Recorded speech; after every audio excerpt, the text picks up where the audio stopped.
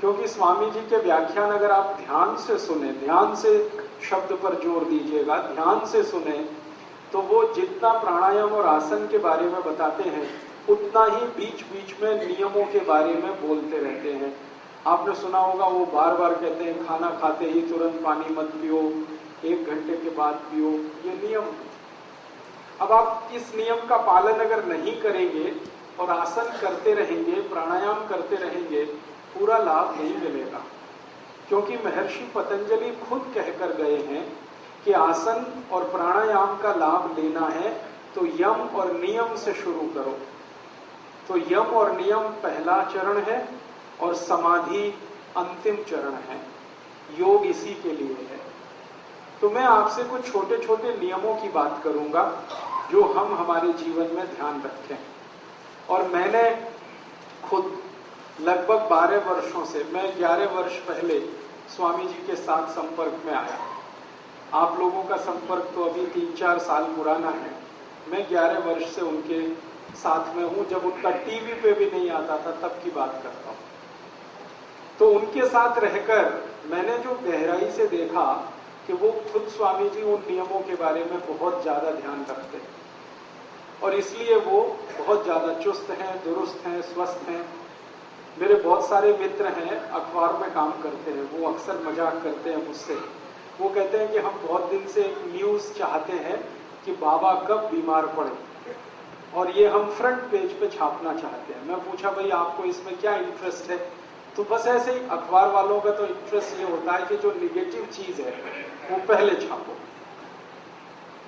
अगर आप ठीक ठाक कोई काम कर लें तो अखबार के लिए न्यूज नहीं है वो, लेकिन उस काम को करने में मारपीट हो जाए, गाली गलौज हो जाए तो वो बहुत बड़ी न्यूज है अखबार के लिए।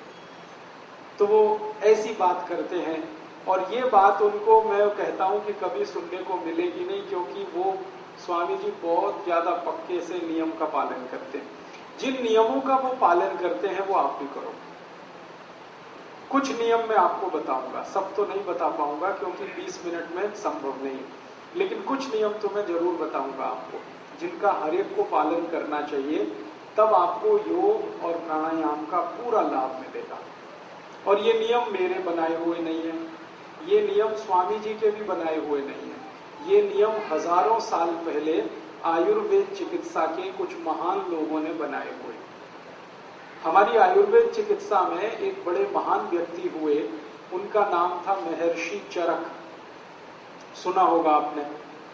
इन्होंने सबसे ज्यादा काम किया, रिसर्च किया इस बात पर कि जड़ी बूटियों से क्या क्या बीमारियां ठीक होती हैं, पेड़ पौधों से कौन सी बीमारियां ठीक होती हैं, पेड़ों के पत्तों से कौन सी बीमारियां ठीक होती हैं, उस पर उन्होंने सबसे ज्यादा काम किया। उसके बाद एक ऐसे ही व्यक्ति हुए महर्षि सुश्रुत। उन्होंने इस पर काम किया कि शरीर के किसी अंग में जरूरत से ज्यादा अनवांटेड, जरूरत नहीं, ऐसी कोई ग्रोथ हो जाए, ऐसा कोई बढ़ोतरी हो जाए, ट्यूमर हो गया, जैसे गांठ हो गई, इसको कैसे काट के निकाला जाए, सर्जरी। इस पर सबसे ज्यादा काम किया महर्षि सुश्रुत ने। और आपको शायद ये सुनकर आश्चर्य होगा, खुशी भी होगी कि सर्जरी का आविष्कार इसी देश में हुआ, भारत में। सारी दुनिया ने सर्जरी भारत से सीखी। ब्रिटेन ने, फ्रांस ने, जर्मनी ने सबसे पहले सर्जरी सीखी। अमेरिका में तो बहुत बाद में आई सर्जरी। और ब्रिटेन ने भारत से 400 साल पहले सर्जरी सीखी। ब्रिटेन के डॉक्टर यहाँ आते थे और यहाँ भारत में आकर सर्जरी सीखकर जाते थे। आपको सुनकर आश्चर्य होगा, आज से 400 साल पहले इस भारत में सर्जरी के बहुत बड़े विश्वविद्यालय चला करते थे, यूनिवर्सिटीज। हिमाचल प्रदेश है ना, इसमें एक जगह है कांगड़ा, यहाँ सबसे बड़ा सर्जरी का मेडिकल कॉलेज था, आज की भाषा में मैं अगर कहूँ तो।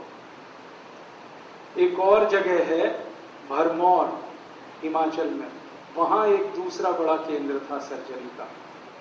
ऐसे ही एक तीसरी जगह है कुल्लू, वहां पर एक बहुत बड़ा केंद्र था।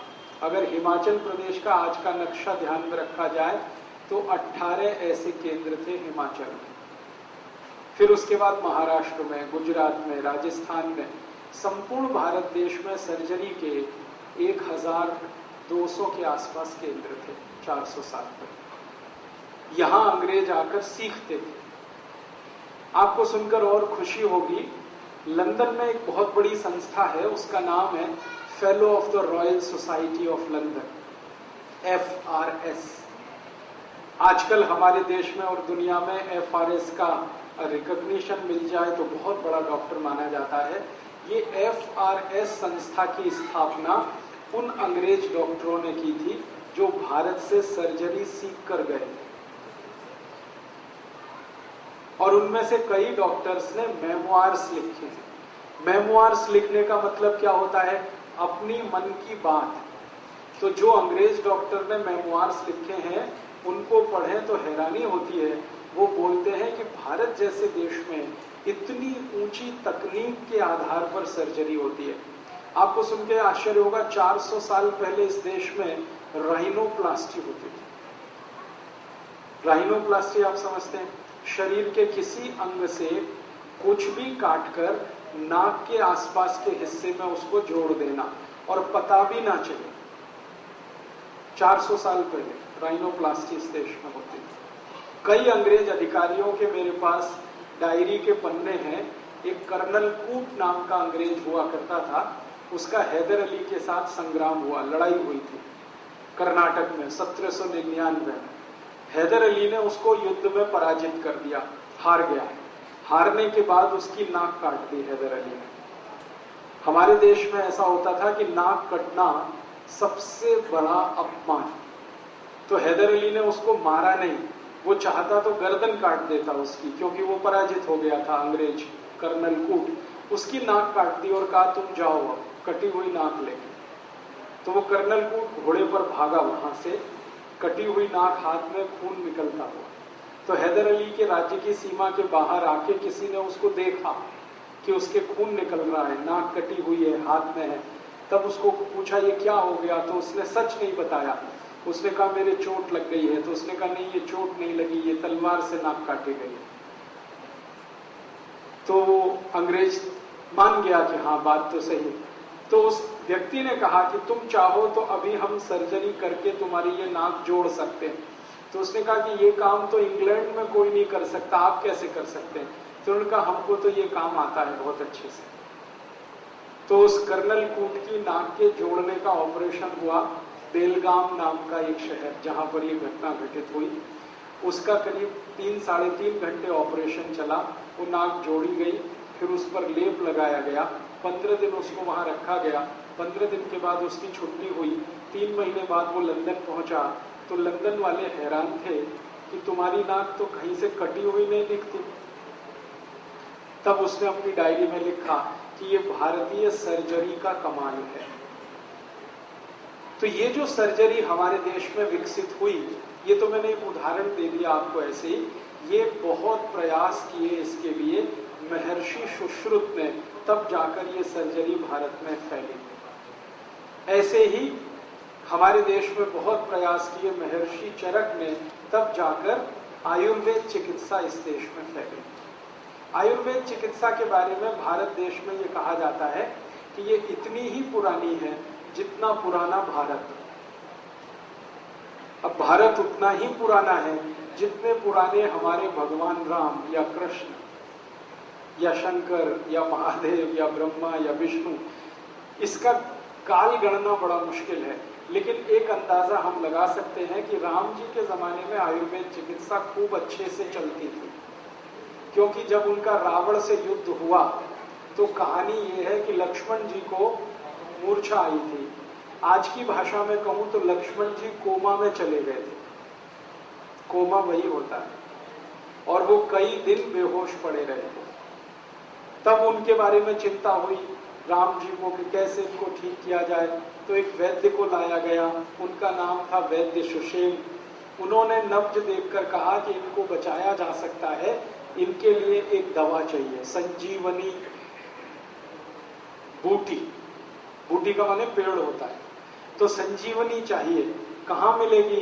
तो हिमालय पे मिलेगी। तो कौन लेके आएगा? तो हनुमान जी जाएंगे। अब हनुमान जी को पहचान नहीं संजीवनी क्या है, तो पर्वत उखाड़ के ले गए। फिर वैद्य सुषेण ने संजीवनी को ढूंढा, उसका काढ़ा बनाकर लक्ष्मण जी को पिलाया, नाक में सुंघाया, तब वो कोमा से बाहर आए थे। इससे पता चलता है कि कोमा से बाहर आने के लिए उस समय चिकित्सा हुआ करती थी। आप जानते हैं एलोपैथी चिकित्सा में कोमा से बाहर आने के लिए कोई दवा नहीं है, जबकि 17.5 लाख साल पहले इस देश में कोमा से बाहर आने की दवा थी, आज भी है। आज भी आयुर्वेद में 40 से ज्यादा दवाएं हैं जो व्यक्ति को कोमा से बाहर लाती हैं। एलोपैथी वालों के पास एक भी दवा नहीं है, सारी दुनिया के करोड़ों करोड़ों डॉलर की रिसर्च करने के बाद भी कोई दवा नहीं है। अगर एलोपैथी के डॉक्टर से कोई ट्रीटमेंट करा रहा है और वो कोमा में चला जाए पेशेंट, तो डॉक्टर एक ही बात कहता है, wait and watch, wait and watch, इंतजार करो और देखो, बस, दवा कोई नहीं है। तो हम इस बात का एहसास करें कि हमारी चिकित्सा पद्धति आज भी कितनी ऊंची है और 17.5 लाख साल पहले भी कितनी ऊंची थी। और ये वही चिकित्सा पद्धति है जिसको आयुर्वेद कहा जाता है। आयुर्वेद चिकित्सा पद्धति के 3 भाग हैं। पहला भाग है जड़ी बूटियों द्वारा चिकित्सा, पेड़ पौधों द्वारा चिकित्सा, फल और फूल के द्वारा चिकित्सा, ये एक भाग है। दूसरा सर्जरी के द्वारा चिकित्सा, शल्य चिकित्सा, ये दूसरा भाग है। और तीसरा और आखिरी भाग है खान पान, पथ्य अपथ्य और यम नियम के आधार पर चिकित्सा। क्या खाएं क्या ना खाएं, कब खाएं, कितना खाएं, कैसे खाएं, क्या पिए क्या ना पिए, कब पिए, कैसे पिए, कितना पिए, इनके आधार पर चिकित्सा। तो पहली जो चिकित्सा है, जड़ी बूटी, पेड़ पौधे, फल आदि, इनके मास्टर थे, पंडित थे महर्षि चरक। दूसरी वाली जो चिकित्सा है शल्य चिकित्सा, उसके पंडित थे सुश्रुत, महर्षि सुश्रुत। और तीसरी वाली जो चिकित्सा है यम नियम, खान पान के नियम, इसके चिकित्सक सबसे बड़े थे महर्षि बाघभट्ट। आएगा हमारी आयुर्वेद चिकित्सा का जो मूल सिद्धांत है वो जान लेना चाहिए। सिद्धांत ये है कि कोई व्यक्ति बीमार कब पड़ता है और कोई व्यक्ति स्वस्थ कब रहता है। बीमार कोई भी व्यक्ति तब पड़ता है जब उसका वात, पित्त और कफ तीनों असमान होते हैं, असंतुलित होते हैं। और कोई भी व्यक्ति स्वस्थ तब रहता है जब वात, पित्त, कफ तीनों उसके संतुलित होते हैं। तो वात, पित्त, कफ तीनों का संतुलन अगर है तो जीवन में आपको कभी रोग आएगा नहीं। और अगर वात, पित्त, कफ में असंतुलन है, टूट फूट है, तो हमेशा रोग आने वाले हैं और आप परेशान हो जाने वाले हैं। वात के असंतुलन से हमारे शरीर में 80 रोग आते हैं। 80, 8 और 0, 80। पित्त के असंतुलन से हमारे शरीर में 40 रोग आते हैं। 4 और 0, 40। और कफ के असंतुलन से 28 रोग आते हैं। सबसे कम कफ के रोग हैं, सबसे ज्यादा वात के रोग हैं, पित्त वाला बीच में। कफ के रोग क्या क्या हैं? मोटे मोटे कुछ रोग बताता हूं ताकि आपको पता रहे। मोटापा होना, ये कफ का सबसे खराब रोग। वजन बढ़ना, ये कफ का सबसे खराब रोग। थायराइड की समस्या पैदा होना, ये कफ का सबसे खराब रोग है।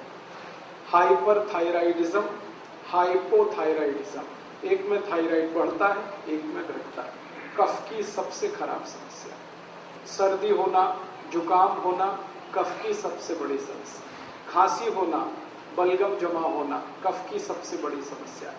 आंखों में मोतियाबिंद होना, जिसको आप कैटरेक्ट कहते हैं, ये कफ की समस्या है। कान में सुनाई नहीं देना, ये कफ की समस्या है। नाक से हमेशा पानी बहना, नजला होना, ये कफ की समस्या है। कान में से पानी आना, ये भी कफ की समस्या है। आंखों को लाल हो जाना, कफ की समस्या है। आंखों के आसपास काला घेरा हो जाना, कफ की समस्या है, जिसको डार्क सर्किल आजकल कहा जाता है। हमारे चेहरे पर फोड़े फुंसी हो जाना या तो कील मुहां से हो जाना कफ की समस्या है। चेहरे की त्वचा का रंग बदल जाना कफ की समस्या। ऐसे कफ के 28 रोग हैं। मोटी सी एक जानकारी दूं, अगर आप योग शिक्षक हैं तो आपको ये बहुत काम आएगी कि छाती से लेकर यहां से लेकर मस्तिष्क के आखिरी हिस्से तक इस इलाके के जितने रोग आप जानते हैं वो सब कफ के रोग, सब के सब। अब छाती से लेकर और जंघा तक यहां जितने भी रोग आप जानते हैं वो सब पित्त के रोग। गैस बनना, एसिडिटी होना, हाइपर एसिडिटी होना, अल्सर होना, पेप्टिक अल्सर होना, खाते समय मुंह में पानी आना या मुंह का पानी बिल्कुल सूख जाना, बार बार डकार आना, खट्टी डकारें आना, हिचकियां आना, ये सब पित्त की समस्याएं हैं, पित्त के रोग। और इनकी संख्या 40 है। ये छाती से लेकर जंघा के बीच वाले इलाके के रोग हैं सब पित्त के। किडनी खराब होना, लीवर खराब होना, किडनी में स्टोन होना, लीवर में सूजन होना, ये सब पित्त की समस्याएं हैं। और खराब रोगों के नाम बताऊं, जॉन्डिस होना, पीलिया होना, हेपेटाइटिस होना, ये सब पित्त के रोग हैं, पित्त की समस्याएं। कई तरह के बुखार, पित्त की समस्याएं।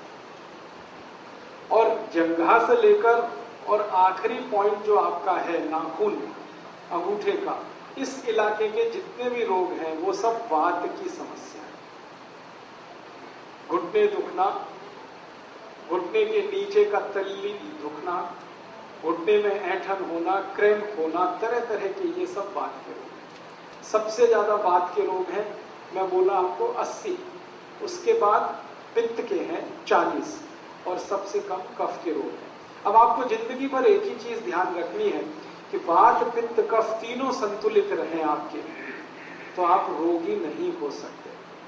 तो आपको करना क्या है? वात पित्त कफ तीनों को संतुलन रखने के लिए महर्षि वाग्भट के कुछ सूत्र याद रखने और याद रख के उनको जीवन में पालन करना है। पहला सूत्र है उनका, खाना खाने के बाद कभी भी पानी नहीं पीना। ये पहला सूत्र। खाना खाने के बाद कभी भी पानी नहीं पीना। सूत्र को उन्होंने लिखा है जिस तरह से वो मैं बताता हूं। ये मैंने भाषांतर करके बोल दिया आपको, खाना खाने के बाद पानी नहीं पीना। महर्षि वाग्भट ने ऐसे नहीं लिखा, उन्होंने लिखा है भोजनांते विषम वारी, ऐसे लिखा। भोजनांते माने भोजन अंते, भोजन अंते माने भोजन के अंत में, विषम, विषम माने विष के जैसा, वारी, वारी माने पानी, भोजन के अंत में पानी विष के जैसा है, ये है सूत्र। मतलब भोजन के अंत में पानी ना पिए। मैंने सरल कर दिया उसको। अब क्यों ना पिए? कारण उसका एक है कि हम जब खाना खाते हैं, खाना सारा पेट में इकट्ठा होता है। एक स्थान है उसको जठर कहते हैं। जठर स्थान पे खाना जब आता है तो अपने आप अग्नि जलती है, उसको जठर अग्नि कहते हैं। खाना खाते ही पेट में अग्नि है, वो जठर अग्नि है। अग्नि जलती है तो खाना पचता है, अग्नि नहीं जलती तो खाना नहीं पचता। तो आपने खाना खा लिया, पेट में अग्नि जली, अग्नि ने जैसे ही जलना शुरू किया आपने पानी पी लिया और खूब ठंडा पानी पी लिया, चिल्ड वाटर, फ्रिज से निकाल के बोतल गटक ली। अब क्या होगा? अग्नि बुझ गई। अग्नि बुझ गई तो खाना नहीं पचेगा, तो खाना सड़ेगा और सड़ा हुआ खाना 103 बीमारियां पैदा करेगा। सबसे ज्यादा बीमारियां इसी में आती हैं। इसलिए वाग्भट जी ने पहला सूत्र ये लिखा, भोजनांते विषम वारी, खाने के बाद पानी नहीं पीना। तो आप बोलेंगे कब पीना? खाना जब आप खाते हैं तो अग्नि जलने की जो क्रिया है वो 1 घंटे से शुरू होकर 1.5 घंटे तक चलती है। खाना खाने के बाद अग्नि जलने की क्रिया 1 घंटे से 1.5 घंटे तक चलती है और 1.5 घंटे के बाद वो अपने आप शांत हो जाती है। उसके बाद क्या होता है? अग्नि जब शांत हो जाती है तो जो आपने खाया है उसका रस बनना शुरू होता है। ये रस बनने की क्रिया लगभग और 1 से 1.5 घंटे चलती है। फिर रस बनने के बाद क्या होता है? रस बनने के बाद खाने का मांस, मज्जा, रक्त, वीर्य, मल, मूत्र, अस्थि और मेद बनना शुरू होता है और ये क्रिया 5 दिन तक चलती है। आज आप जो खाना खाएंगे ना, आज का खाना 5 दिन तक डाइजेस्ट होता है। अभी खाया तो 5 दिन तक। और इस पूरी क्रिया में हमें जो सबसे महत्व की बात जाननी है वो ये कि सबसे ज्यादा और सबसे आसानी से बनता है मांस और सबसे कम और सबसे देर में बनता है वीर्य। मांस सबसे ज्यादा, वीर्य सबसे कम। आपको सुन के ताज्जुब होगा, बागभट्ट जी ने एक जगह लिखा और आज की आधुनिक विज्ञान ने उसको सिद्ध किया। वो ये है कि आज तारीख 19 जुलाई को आप जो खाना खाएंगे इसका वीर्य बनने के लिए 1 महीना खर्च होगा। अगले महीने 20 अगस्त को बनेगा। आज जो खाया 30 दिन लगते हैं और सबसे कम बनता है। सबसे ज्यादा समय लगता है, सबसे कम बनता है। इसलिए आयुर्वेद में कहा गया वीर्य बहुत कीमती है, इसलिए उसको नष्ट नहीं कर सकते। इसलिए ब्रह्मचर्य पालन करने की कल्पना इस देश में। ये मैंने इसलिए जानकारी दी कि आप योग शिक्षक हैं, आपको पता होना चाहिए। कभी कोई बात आ जाए तो आप समझा सकते हैं। तो हमने खाना खा लिया, आग जली, खाने को पचाने के लिए 1 घंटे 30 मिनट तक जलेगी। तब तक पानी अगर आपने पिया तो आग बुझेगी। आग बुझेगी तो फिर आगे की क्रिया रुकेगी। इसलिए आगे की क्रिया ना रुके, आग ना बुझे तो सरल बात कही गई, खाना खाने के बाद पानी ना पिए 1 घंटे से 1.5 घंटे तक। तो आज के बाद आप सभी से मेरी प्रार्थना है, आप योग शिक्षक हैं या योग साधक हैं, दोनों को ही मेरी प्रार्थना है कि इस नियम का पालन करें। खाना खाने के 1 घंटे से 1.5 घंटे के बाद पानी पिए। 1 घंटा किसके लिए और 1.5 घंटा किसके लिए? 2 शब्द मैं बोल रहा हूं, 1 से 1.5 घंटा। 1 घंटा उनके लिए है जो एकदम स्वस्थ है, जिनको लगता है कि वो स्वस्थ है, उनको कोई तकलीफ नहीं, उनके लिए 1 घंटा। और जो बीमार मानते हैं अपने को, वो 1.5 घंटा। तो आप स्वस्थ हैं तो 1 घंटे बाद पानी पी लीजिए खाने के, और थोड़े बीमार हैं तो 1.5 घंटे के बाद पी लीजिए। लेकिन 1.5 घंटे के बाद पीना ही है, ऐसा नहीं कि भूल जाए, तब एक और गड़बड़ आएगी। क्यों गड़बड़ क्या आएगी? खाना जो पचने की क्रिया, मैंने कहा ना पहले खाना पचता है, आग जलती है तो वो खिचड़ी जैसा बनता है, फिर रस बनना शुरू होता है। जब रस बनेगा तो पानी चाहिए, बिना पानी के रस कैसे बनेगा? तो पानी जिस समय चाहिए तभी पीना अच्छा है। तो 1-1.5 घंटे के बाद रस बनना शुरू होगा तो पानी पी लीजिए। तो पानी पीने का ये नियम है। मैं फिर से दोहराता हूं, खाना खाने के 1 से 1.5 घंटे के बाद पानी पिए। ठीक है? अब इसमें आप प्रश्न कर सकते हैं कुछ कि खाना खाने के पहले पिए क्या, खाना खाने के बीच में पिए क्या? खाने के पहले पानी पी सकते हैं, आयुर्वेद में कहा गया 48 मिनट पहले पिए। क्यों? जब आप पानी पीते हैं तो पेट में पानी जाता है, तो पानी का अंतिम स्थान है मूत्रपिंड। पहला स्थान है मुंह, जहां से ये जाना शुरू होता है। अंत में आता है सारा पानी मूत्रपिंड में, फिर उसके बाद ये मूत्र के द्वारा बाहर निकलता है। तो मूत्रपिंड में पानी पहुंचने के लिए 48 मिनट लगता है। तो आप खाने के पहले 48वें मिनट में पानी पी सकते हैं। बीच में पानी कब पिए खाने में? जब आप 2 अन्न का खाना खाएं, गेहूं की रोटी खाएं और चावल खाएं, 2 अन्न का खाना है, तो आप गेहूं की रोटी खाने के बाद और चावल खाने से पहले थोड़ा पानी पिए। कितना पिए? 3-4 घूंट बस, ज्यादा नहीं। और इसमें आखिरी जानकारी कि खाना खाने के बाद अगर सच में प्यास लग रही है तो क्या पिए? तो आयुर्वेद में कहा गया 3 चीजें पी सकते हैं। दही की लस्सी पिए खाना खाने के तुरंत बाद, दूध पिए, गाय का हो तो बहुत अच्छा, और जूस पिए, फल के रस पिए। खाने के तुरंत बाद अगर प्यास लगती है तो जूस पी सकते हैं, लस्सी पी सकते हैं और दूध पी सकते हैं। जूस पीने का समय है सवेरे, लस्सी पीने का समय है दोपहर को और दूध पीने का समय है रात को। तो जूस पीना है सवेरे खाने के बाद माने ब्रेकफास्ट, लस्सी पीनी है दोपहर के खाने के बाद माने लंच, और दूध पीना है रात को माने डिनर। तो ये नियम पूरा हो गया, समझ में आ गया, कर लेंगे, बस आदत बदलनी है आपको। भागवती जी ये कहते हैं कि जो इस नियम का पालन करे 103 बीमारियों से जीवन भर बचेगा। अब बताओ कितना सस्ता सौदा है, 103 बीमारियां एक तरफ और ये छोटा सा नियम एक तरफ। तो आप ध्यान रखिए इस नियम का। दूसरा नियम है, पानी जब भी पिए घूंट भर के पिए, सिप करके पिए। जैसे चाय पीते हैं, जैसे कॉफी पीते हैं, गर्म दूध पीते हैं, ऐसे पानी पिए। ऐसे कभी भी पानी ना पिए, गिलास लगाया और लगातार पिया, ये गलत तरीका है। पानी पीने का तरीका है, एक घूंट पिया, थोड़ी देर रुकें, एक घूंट पिया, फिर रुकें, फिर पिया, फिर रुकें, फिर ऐसे पानी पिए। इसका क्या लाभ है? मुंह में आप जानते हैं लार बनती है, ये लार जो है ना पेट के तेजाब को शांत रखती है। पेट का जो तेजाब है ना वो एसिडिक है विज्ञान की भाषा, और मुंह की लार जो है वो एल्कलाइन है, क्षारीय है।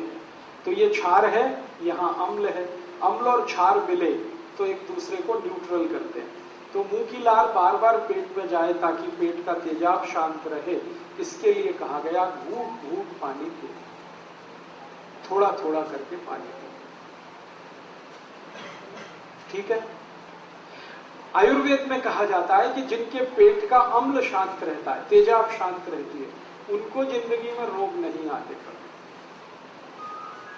अम्लता अगर आपकी शांत है, एसिडिटी, कोई रोग आने की संभावना नहीं। दुनिया के सारे खराब रोग जैसे कैंसर, जैसे डायबिटीज, जैसे ब्लड प्रेशर बहुत तेज होकर हार्ट अटैक आना, ब्लड प्रेशर बहुत ज्यादा बढ़कर ब्रेन हेमरेज हो जाना, ब्लड प्रेशर बहुत ज्यादा बढ़कर पैरालिसिस हो जाना, ये सब खराब बीमारियां एसिडिटी से शुरू होती है। जब रक्त में एसिडिटी बढ़ती है तब ये बीमारियां अपने चरम पर पहुंचती हैं। लेकिन रक्त में एसिडिटी बढ़ती कहां से है? वो पेट से बढ़ती है। पेट में एसिडिटी कब बढ़ेगी? जब आप घूंट घूंट पानी नहीं पिएंगे तो लार बार बार अंदर नहीं जाएगी तो समस्या आएगी। इसलिए आयुर्वेद में कहा गया पानी घूंट घूंट पिए। तीसरा नियम है, सवेरे सोकर उठे सबसे पहले पानी पिए। वहां स्वामी जी का आपने सुना होगा व्याख्यान, तो उषापान की बात वो करते हैं। उषापान का मतलब यही है उठते ही पानी पीना। हालांकि उषापान का सही अर्थ है सवेरे 4:30 बजे उठकर पानी पीना, क्योंकि उषा का वही समय है। अब दिल्ली वासियों के लिए मैं ये नहीं कह सकता कि वो सवेरे 4:30 बजे उठें, क्योंकि उनका 4:30 बजे उठना तब संभव है जब रात को 8 बजे सो जाए। 8 बजे दिल्ली में सोना तो स्वर्ग की बात है, कल्पना की बात, संभव ही नहीं। इसलिए मैं कहता हूं जब उठें तो पहले पानी पिए। आपकी जब दिन हो जाए, जब सवेरा हो जाए, उठते ही पानी पिए, कम से कम 3 गिलास, बिना प्यास के, घूंट घूंट भर के। कोई कहेगा हमें प्यास नहीं लगती, तो भी पीना ही है, ये तो घूंट घूंट भर के। इस पानी का फायदा, सबसे बड़ा फायदा इसका ये है, रात को आप सो गए, सोने के बाद मुंह में लार बनी, वो जमा है, घूंट घूंट पानी पी लेंगे, सब लार नीचे चलेंगे। दूसरा फायदा, उठते ही आप पानी पिएंगे तो पानी सारा बड़ी आंत में जाएगा। बड़ी आंत में मल फंसा रहता है, लार्ज इंटेस्टाइन में, तो मल को बाहर निकालेगा। जैसे ही पानी मल को निकालना शुरू करेगा, प्रेशर एकदम बनेगा आपको, आप तुरंत टॉयलेट में जाएंगे और 5 मिनट में फ्रेश होकर वापस आएंगे। आयुर्वेद में कहा गया कि जो सवेरे एक बार मुक्त हो जाते, माने फ्रेश हो जाते, माने जिनको सवेरे एक बार पूरा खुलकर पेट साफ हो जाता है, उनकी जिंदगी में कोई रोग नहीं आता। इसलिए सुबह उठते ही पानी पीना बहुत जरूरी है। दांत साफ करना नहीं है, पहले पानी पीना है। दांत साफ करना है तो रात को करें और उठते ही पानी पिए। चौथा नियम है, ठंडा पानी कभी भी ना पिए। कितनी भी प्यास लगे, कितना भी गला सूखे, कितनी भी गर्मी पड़े, ठंडा पानी ना पिए। क्योंकि ठंडे पानी की समस्या ये है कि पानी जब बहुत ठंडा होता है तो तापमान उसका 10 डिग्री के आसपास। फ्रिज का पानी अगर आप नापेंगे थर्मामीटर से 10 डिग्री, बर्फ डाला हुआ पानी नापेंगे 4 से 5 डिग्री। इतना ठंडा पानी आप पेट में डाल रहे हैं जिसकी गर्मी है 37 डिग्री सेंटीग्रेड। पेट गर्म है, पानी ठंडा है, गर्म पेट में ठंडा पानी डालेंगे, झगड़ा शुरू होगा। झगड़ा क्या होने वाला है, या तो पानी पेट को ठंडा करे या पेट पानी को गर्म करे। अगर पानी ने पेट को ठंडा कर दिया तो पेट के अंदर का सब ठंडा हो जाए। पेट ठंडा होते ही हृदय ठंडा होगा, हृदय ठंडा होते ही मस्तिष्क ठंडा, मस्तिष्क ठंडा हो गया तो आप ठंडे हो जाएंगे। और आप अगर ठंडे हो गए तो घर में 1 मिनट कोई आपको रखेगा नहीं, घर के बाहर निकाला जाएगा। कैसी विचित्र दुनिया है। जब तक शरीर गर्म रहता है सब आपसे लिपट लिपट के बैठेंगे। जैसे ही आपका शरीर ठंडा हुआ, लेके जाओ, हटाओ, जल्दी अर्थी लगाओ, जल्दी शमशान घाट लेके जाओ। 1 मिनट बर्दाश्त करना मुश्किल हो जाता है ठंडे शरीर को। और शास्त्रों में लिख दिया गया कि शरीर ठंडा होते ही जितनी जल्दी अंतिम संस्कार हो उतना अच्छा, जितनी जल्दी हो, और जितना देर में हो उतना ही खराब।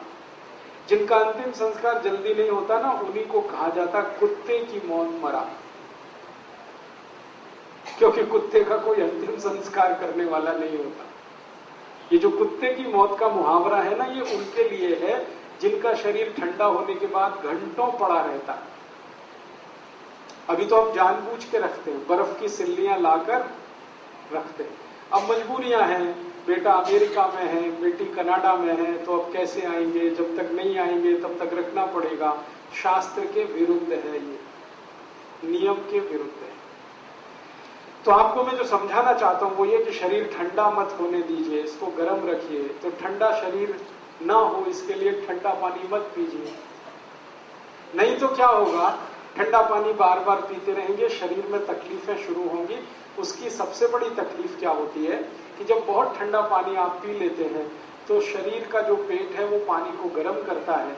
पानी को गर्म करने में पेट को एनर्जी चाहिए, ऊर्जा चाहिए, और वो ऊर्जा ब्लड में से ही आ सकती है, खून में से आ सकती है।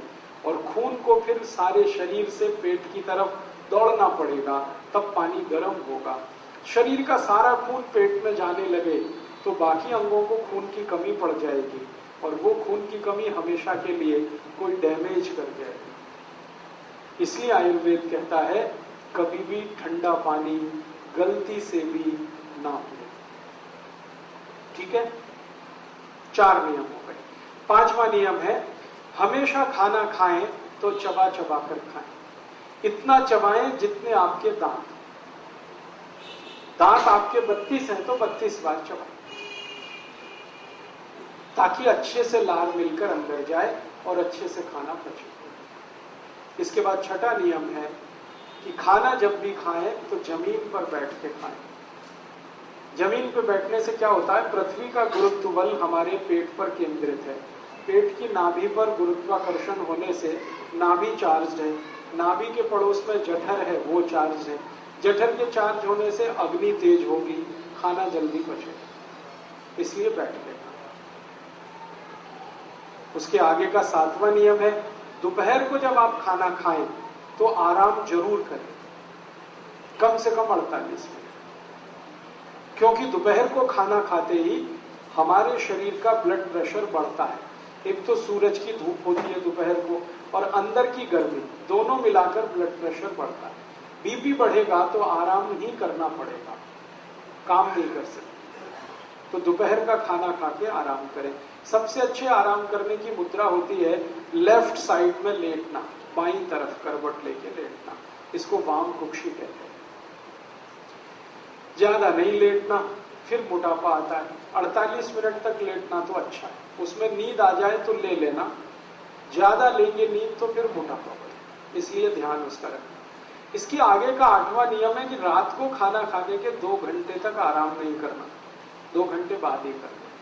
रात के खाने के बाद पैदल चलना बहुत जरूरी है, 1000 कदम। उसके बाद कुछ और काम करके फिर आराम करें 2 घंटे के बाद, क्योंकि रात को ब्लड प्रेशर कम होता है और कम ब्लड प्रेशर में आराम करना खतरनाक है। ऊंचे ब्लड प्रेशर में, हाई बीपी में काम करना खतरनाक है, लो बीपी में आराम करना खतरनाक है। तो इसलिए रात को 2 घंटे बाद आराम करें, दोपहर को तुरंत आराम करें।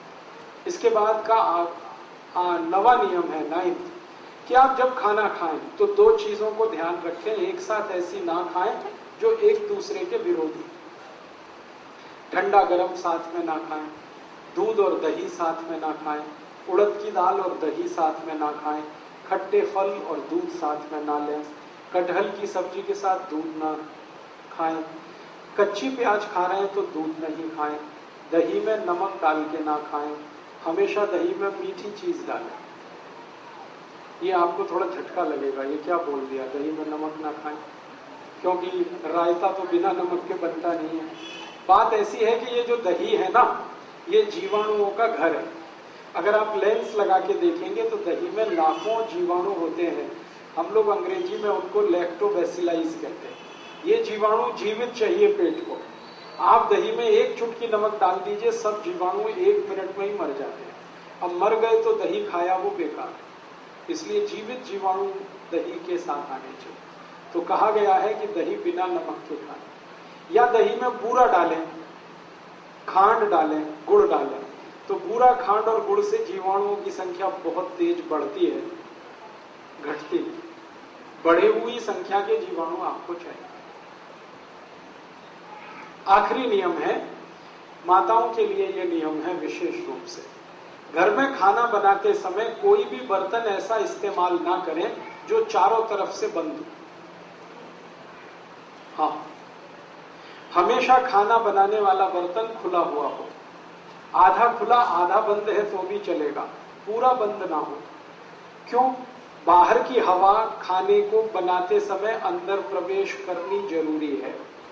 भागवत जी ने कहा कि भोजन को पकाते समय सूर्य का प्रकाश या पवन का स्पर्श, दोनों में से कोई एक चीज आवश्यक है। या तो भोजन बनते समय सूर्य का प्रकाश गिरे, नहीं तो पवन का स्पर्श हो, हवा उसमें आए। अब ये तभी संभव है जब बर्तन खुला हुआ हो। मतलब सीधा सा ये है, भागवत जी कह रहे हैं प्रेशर कुकर में खाना ना हो। अब प्रेशर कुकर भागवत जी के जमाने में नहीं था, लेकिन नियम उन्होंने तभी लिख दिया। उनको शायद ये अंदाजा था कि ये आदमी किसी न किसी दिन बना लेगा इसको। अब ये बात मैंने मजाक में कही, लेकिन ये बड़ी गंभीर बात है। ये प्रेशर कुकर का चक्कर बड़ा खराब है। आप जानते हैं प्रेशर कुकर एल्यूमिनियम का है।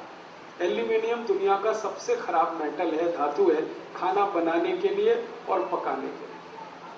मैंने एक सर्वे किया था आज से 10 साल पहले कि गरीबों को सबसे ज्यादा अस्थमा, दमा और टीबी क्यों होती है गरीबों को। उस सर्वे का रिजल्ट आया कि सारे गरीब लोग एल्यूमिनियम के बर्तन में खाना बनाते हैं और खाते हैं, यही उनके दमा और अस्थमा का कारण और टीबी का कारण।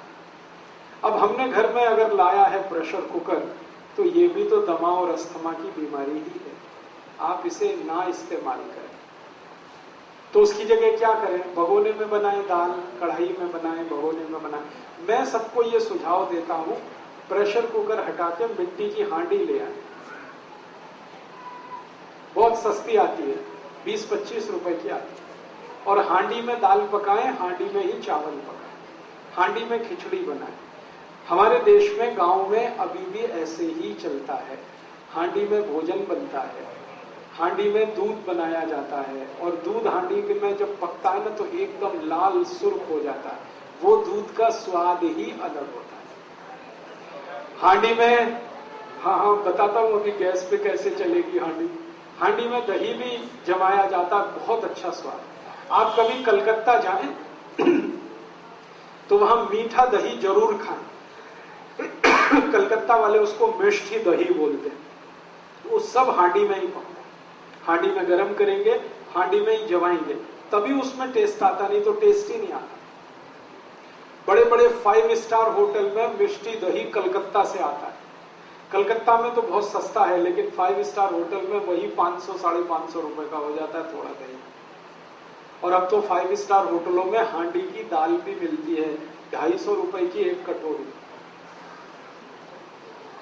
आप यहां जाइए ना, हयात जो यहाँ का दिल्ली का बड़ा रीजेंसी में चले जाइए, हयात में चले जाइए, इंपीरियल में चले जाइए, अशोका इन में चले जाइए, सब जगह हांडी की दाल है। लेकिन एक कटोरी 240, 250, 260 ये कीमत है। 250 में तो कम से कम 10 हांडी आती है। लोग जाते हैं वहां खाने के लिए हांडी की दाल, लेकिन घर में हांडी लाके क्यों नहीं पकाते?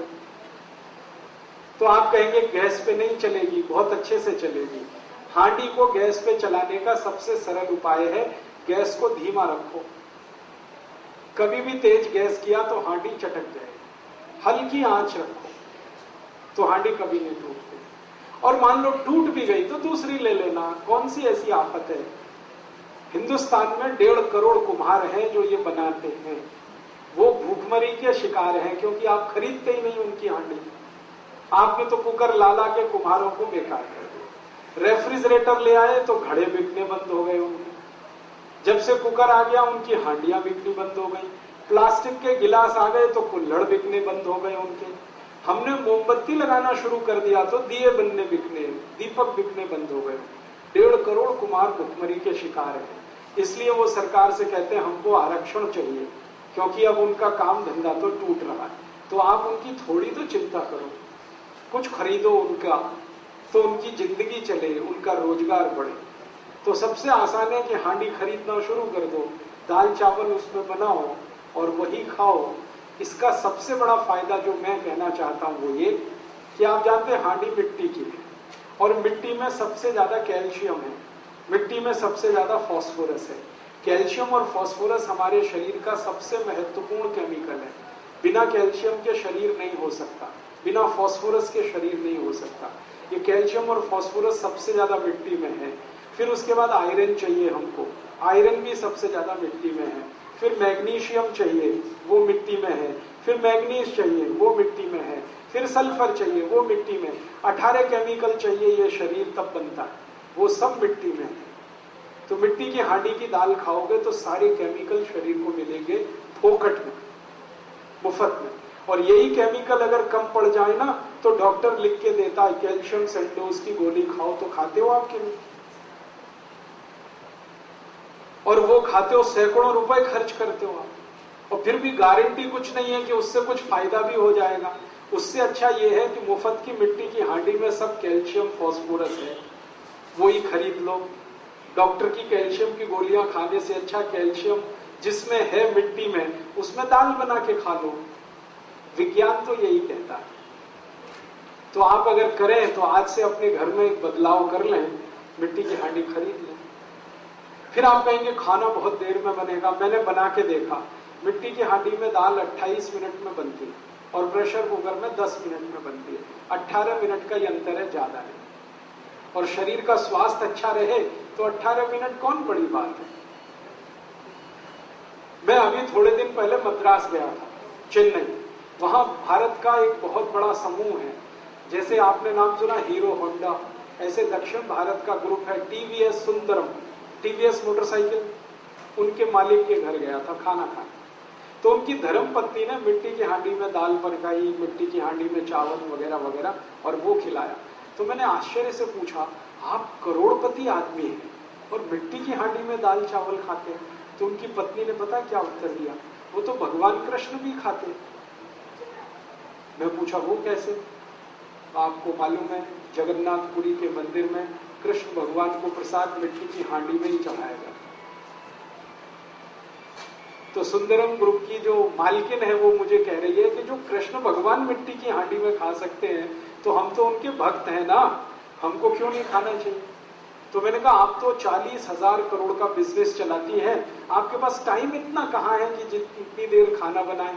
तो उनका जो उत्तर था वो गजब। उन्होंने कहा ये 40,000 करोड़ या 4 लाख करोड़ किसी भी काम के नहीं है जिस दिन शरीर बेकार हो जाए।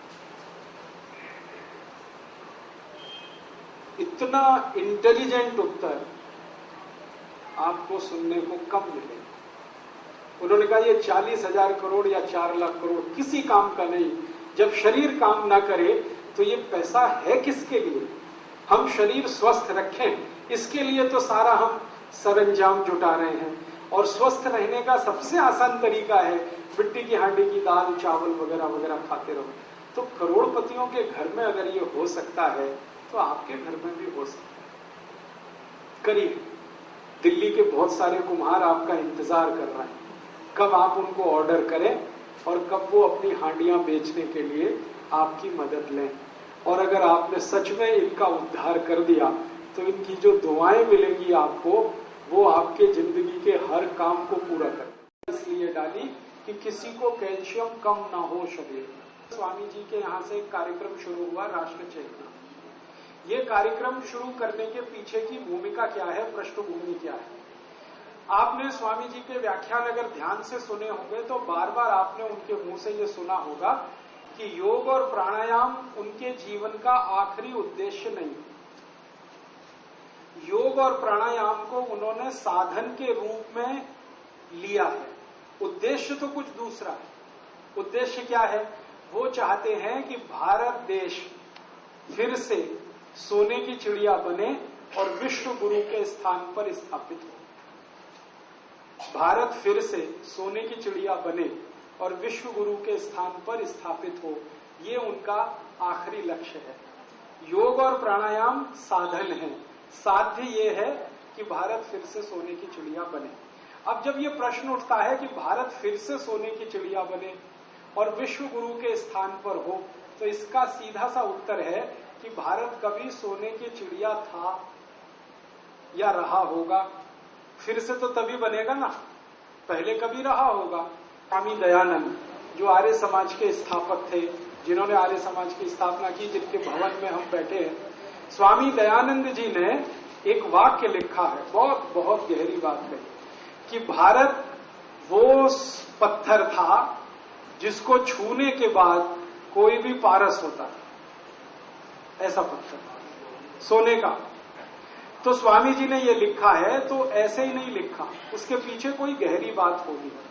क्योंकि स्वामी दयानंद जी के बारे में तो ये बात बिल्कुल निर्विवाद कही जाती है कि वो कोई चीज असत्य नहीं लिखते, असत्य कभी बोला नहीं, असत्य कभी लिखा नहीं, और हमेशा जीवन में दूसरों को उपदेश दिया कि सत्य को ग्रहण करना और असत्य को छोड़ना, उसके लिए हमेशा तैयार हो। तो उन्होंने जब ये लिखा बहुत पहले सत्यार्थ प्रकाश में, और फिर उनके उपदेशों में ये सब बात आई है, तो कुछ तो इसके पीछे राज होगा। एक बार मैंने ये बात मेरे गुरु से पूछी। मेरे गुरु थे, उनका नाम था श्री धर्मपाल। वो बहुत बड़े इतिहासकार थे। उनका जन्म मुजफ्फरनगर जिले में हुआ और उनकी पढ़ाई लाहौर में हुई थी और बाद में वो प्रोफेसर होके भारत के बाहर चले गए थे। लंदन में टेम्स यूनिवर्सिटी में करीब 40 साल उन्होंने पढ़ाया और कई देशों में वो विजिटिंग प्रोफेसर थे। अंत में जब रिटायर वगैरह हो गए तो भारत वापस आ गए। मेरे वो गुरु थे। एक बार मैंने कहा कि स्वामी दयानंद जी ऐसा कहते हैं, तो उन्होंने कहा कहते हैं तो सही कहते हैं, इसमें गलत क्या कि भारत तो सोने की चिड़िया था। तो मैंने कहा सुना तो मैंने भी है बचपन से सोने की चिड़िया था, लेकिन इसका सबूत क्या, प्रमाण क्या है इसका? तो कहने लगे तुम्हारे जैसे आदमी की यही गड़बड़ी है। मैंने कहा मेरे जैसे से मतलब? तो उन्होंने कहा जो आधुनिक शिक्षा लेकर निकले हुए लोग हैं ना, इनके जीवन में एक ही गड़बड़ी है कि वो अविश्वास पहले करते हैं, विश्वास बाद में करते हैं। और ये जो बिना पढ़ा लिखा आदमी होता है ना, उसकी ये खुशकिस्मती है और खूबी है कि वो सबसे पहले विश्वास करता है, अविश्वास कभी नहीं करता। इसका मतलब इस पढ़ाई लिखाई ने हमको खराब कर दिया, अविश्वासी बनाया। हम जल्दी भरोसे ही नहीं करते किसी चीज पे। मुझे भी नहीं होता, क्योंकि मैं भी इसी आधुनिक शिक्षा में से पढ़कर निकला हुआ। तो मैंने मेरे गुरु से कहा कि मुझे तो होता नहीं विश्वास। अब आप कहते हैं स्वामी दयानंद ने कहा है, तो मुझे तो प्रमाण दिखाओ। तो उन्होंने कहा अच्छा तुमको प्रमाण चाहिए तो लंदन जाओ। मैं पूछा क्यों, लंदन क्यों? तो उन्होंने कहा सब प्रमाण वहीं पे हैं, भारत के सारे प्रमाण वहां हैं। तो फिर तब से मेरे दिमाग में ये बात बैठ गई और फिर मुझे लंदन जाने का जब चांस मिला, मौका मिला, तो मैंने वहां वो प्रमाण देखे। लंदन में एक बहुत बड़ी लाइब्रेरी है, house of Commons library. House of Commons माने अंग्रेजों की लोकसभा। तो अंग्रेजों की लोकसभा की सबसे बड़ी लाइब्रेरी है। वहां भारत के बारे में लाखों दस्तावेज है, लाखों की संख्या। और लंदन शहर में और एक दूसरी लाइब्रेरी है, उसको ब्रिटिश म्यूजियम लाइब्रेरी कहते हैं। वहां पे भी भारत के बारे में लाखों दस्तावेज है। उनमें से कुछ 50,000 दस्तावेज मेरे पास भी है जो वहीं के हैं।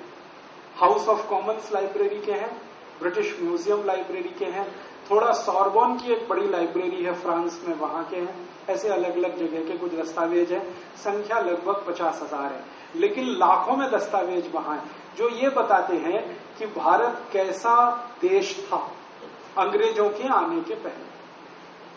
अंग्रेजों के आने के पहले ये देश कैसा था, एक दस्तावेज का जिक्र करता हूं। सन 1813 में ब्रिटिश पार्लियामेंट के हाउस ऑफ कॉमन्स में एक बहस हो रही थी। तारीख बताता हूं आपको, 23 जून 1813 ब्रिटिश पार्लियामेंट के हाउस ऑफ कॉमन्स में बहस हो रही थी। अंग्रेजों का एक सांसद बोल रहा था, उसका नाम था विलियम विल्बरफोर्स। 3.5 घंटे वो भाषण दिया। उस भाषण में वो भारत के बारे में जिक्र किया। उसने भाषण की शुरुआत की थी हाउ टू क्रिश्चियनाइज इंडिया। भाषण की शुरुआत हुई थी भारत को ईसाई कैसे बनाया जाए, यहां से शुरू किया। उसका पूरा भाषण मेरे पास है। उसमें वो कहता है कि भारत को ईसाई बनाना। क्यों बनाना है? इसलिए बनाना है कि ये देश धन धान्य से भरपूर है भारत, और इसलिए बनाना है कि अंग्रेजों का देश बहुत गरीब है, तो अंग्रेजों को गरीबी मिटानी है, तो वो भारत की अमीरी से मिट सकती है। माने भारत का पैसा लंदन आता रहे तो भारत तो जो हो सो हो, हम अमीर हो जाएंगे। और वो ये बात अपने देश के बारे में कह रहा है क्योंकि आज से 250 साल पहले इंग्लैंड में बहुत भूखमरी थी। इतने लोग भूख से मरते थे कि सन 1400 से 1500 के बीच में 3.5 करोड़ अंग्रेज लोग भूख से मर गए। अंग्रेजों की आज जनसंख्या 7 करोड़ है और आधी जनसंख्या मर गई थी गरीबी के कारण, इतनी भूखमरी होती थी। तो विल्बरफोर्स कह रहा हम बहुत गरीब हैं, हमारे देश को गरीबी मिटानी है, और भारत के पास इतना अथाह पैसा है कि 1000 साल भी हम लूटें तो खत्म नहीं होने वाला। तो भारत को 1000 साल तक लूटते रहना है। ये तभी संभव हो जब हमारा शासन भारत में चले, और हमारा शासन भारत में हमेशा चलता रहे।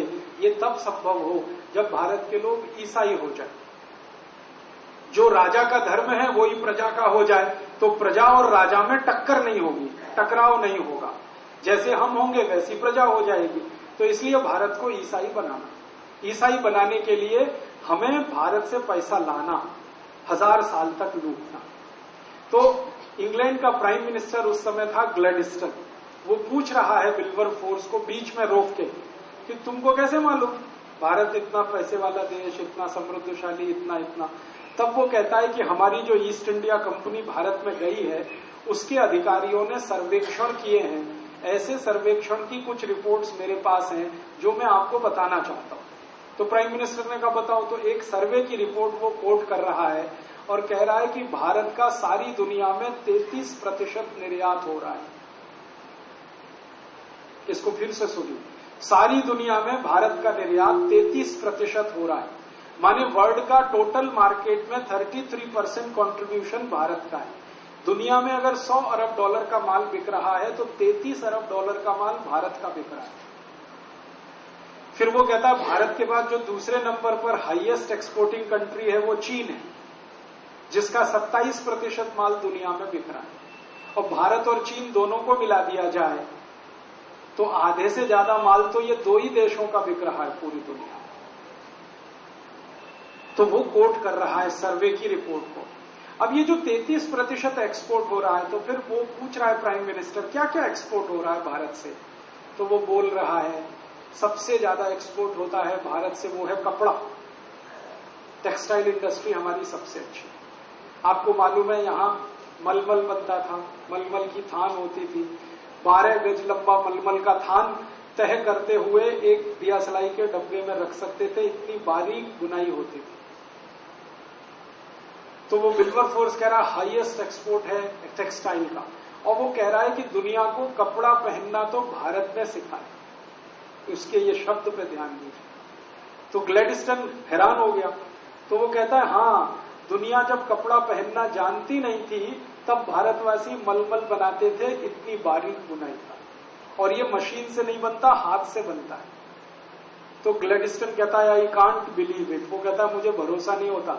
तो विल्बरफोर्स कहता है भरोसा तो मुझे भी नहीं होता, लेकिन ये रिपोर्ट सामने रखी है, इसका क्या करूं, और ये भारतवासियों की बनाई हुई नहीं है, हमारे अधिकारी जो भारत में गए हैं उनकी बनाई हुई रिपोर्ट। कपड़ा बिकता था बहुत बड़े एक पैमाने पर, यहां से 33 देशों में जाता था। फिर दूसरा एक्सपोर्ट होता था स्टील का, स्टील बनता था इस देश में। फिर तीसरा एक्सपोर्ट होता था ईंट ब्रिक्स का, ये घर बनाने के जो काम आते। चौथा एक्सपोर्ट था हमारे देश में, आजकल हम सीमेंट बोलते हैं, पहले जमाने में चूना हुआ करता था, चूना बहुत बड़ा एक्सपोर्ट था। ऐसे 36 एक्सपोर्ट। और वो बोलता है विल्बरफोर्स कि दुनिया के सारे देश भारत के लिए परेशान है कि उनको ये माल चाहिए, और भारत की मोनोपोली है, कोई उसका कॉम्पिटिटर नहीं है, क्योंकि बेस्ट क्वालिटी ये सामान बनता है। अब ग्लैडस्टन पूछ रहा है तो फिर भारत सोने की चिड़िया कैसे हो गया, तो वो बताता है कि ये जो बिक रहा है सारा माल, इसके बदले में भारत को सोना मिलता है। हम कपड़ा बेचते हैं और हमको सोना मिलता है, हम लोहा बेचते हैं हमको सोना मिलता है, हम ईंट बेचते हैं हमको सोना मिलता है। क्यों? क्योंकि उस जमाने में करेंसी नहीं थी, सोना ही था, चांदी ही थी, हीरे जवाहरात थे, और आप जानते हैं बार्टर सिस्टम था। बार्टर सिस्टम में आप कुछ देंगे तब कोई दूसरा देगा। तो हम कपड़ा देते थे तो वो सोना देते थे हमको, हम स्टील देते थे तो सोना देते थे। और हमारा सबसे बड़ा व्यापारिक साझीदार था अफ्रीका। अफ्रीका में सबसे ज्यादा सोना होता है, आप जानते। तो अफ्रीका के व्यापारी हमसे ये खरीदते थे और बदले में हमको सोना मिलता, और ये 3000 साल चला। 3000 साल हमने सोना लाया कपड़ा बेच के, हमने सोना लाया लोहा बेच के। तो इतना सोना इकट्ठा हो गया इस देश में कि सारी दुनिया ने भारत को सोने की चिड़िया कहना शुरू किया। और सोना इतना हो गया हमारे पास कि हमने गहने और जेवरात तो सोने के बनाए ही, फिर जरूरत पड़ने पर मंदिर भी सोने के बना डाले। दुनिया में ये हजारों साल का एक ही देश है जहां सोने के मंदिर हैं। सोने की मस्जिद नहीं है, सोने का गिरजाघर नहीं, यहां सोने के मंदिर हैं। और आप कहेंगे एक मंदिर है अमृतसर का स्वर्ण मंदिर। मैंने अंग्रेजों के दस्तावेज ढूंढ ढूंढ कर निकाले तो भारत देश में अंग्रेजों के आने के पहले तक 11,000 से ज्यादा सोने के मंदिर। एक एक मंदिर के पास 300 से 400 मीट्रिक टन सोना, एक एक मंदिर के पास। मंदिरों में सोना कहां से आया? समाज ने दान में दिया। समाज के पास कहां से आया? तो व्यापार करके लाया। हमने लूटा नहीं किसी को। भारत का एक भी व्यापारी कभी किसी को लूटने नहीं गया। भारत का कोई राजा कभी दूसरे देश पर हमला करने नहीं गया। यहां बड़े बड़े चक्रवर्ती सम्राट हुए जिनका सारी दुनिया सम्मान करती थी। चंद्रगुप्त विक्रमादित्य को आप जानते हैं, हर्षवर्धन को आप जानते हैं, अशोक को आप जानते हैं। सारी दुनिया इनके चरणों में पड़ी रहती थी, लेकिन ये कभी दूसरे देश को लूटने नहीं गए। गए तो धर्म प्रचार करने गए। हमने लूटा किसी को नहीं। फिर सोना कहां से आया? व्यापार करके कमाया हमने, और व्यापार में हम सबसे ऊपर थे, इसलिए इतना सोना है। तो वो सोना चांदी इतना जमा हो गया था इस देश में, इसलिए सारी दुनिया में सोने की चिड़िया नाम से भारत प्रसिद्ध हो, क्योंकि व्यापार बहुत ऊंचा था इस देश में।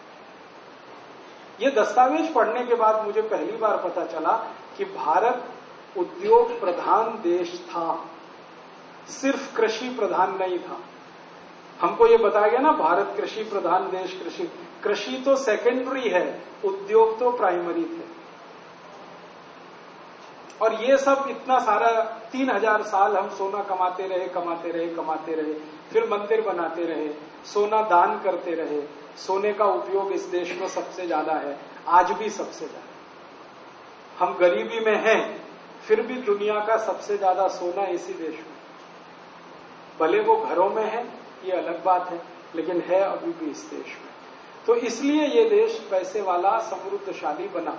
और यही कारण था जो अंग्रेज यहां आए, फ्रांसीसी आए, डच लोग आए, पुर्तगाली लोग आए। आप जरा सोचो, अगर हम गरीब होते और भुखमरी के शिकार होते तो अंग्रेज यहां 200 साल झक मारते। 200 साल, 2-4 साल में लौट जाते।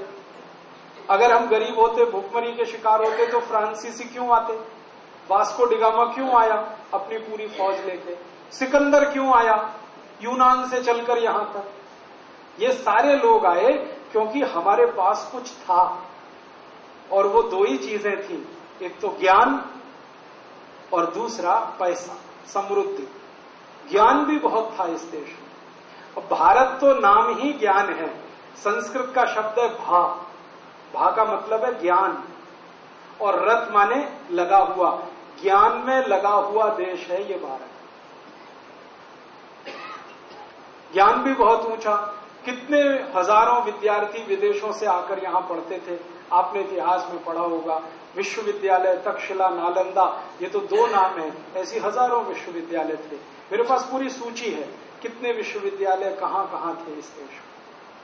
तो ज्ञान में बहुत ऊंचा था, पैसे में बहुत ऊंचा था। तो 2 ही खोज में सब आते थे, कोई ज्ञान लेने आता था, कोई पैसा लेने आता था। इसलिए हजारों साल हम कहीं नहीं गए, सब यहां आए। तो इसलिए भारत दुनिया में गुरु था, क्योंकि ज्ञान भी यहीं से मिलता था लोगों को, और धन और संपत्ति भी यहीं से मिलती। फिर गड़बड़ क्या हुई? गड़बड़ ये हुई कि जब बहुत ज्यादा संपत्ति आ गई हमारे पास, तो हमने संपत्ति की कदर करना बंद कर दी।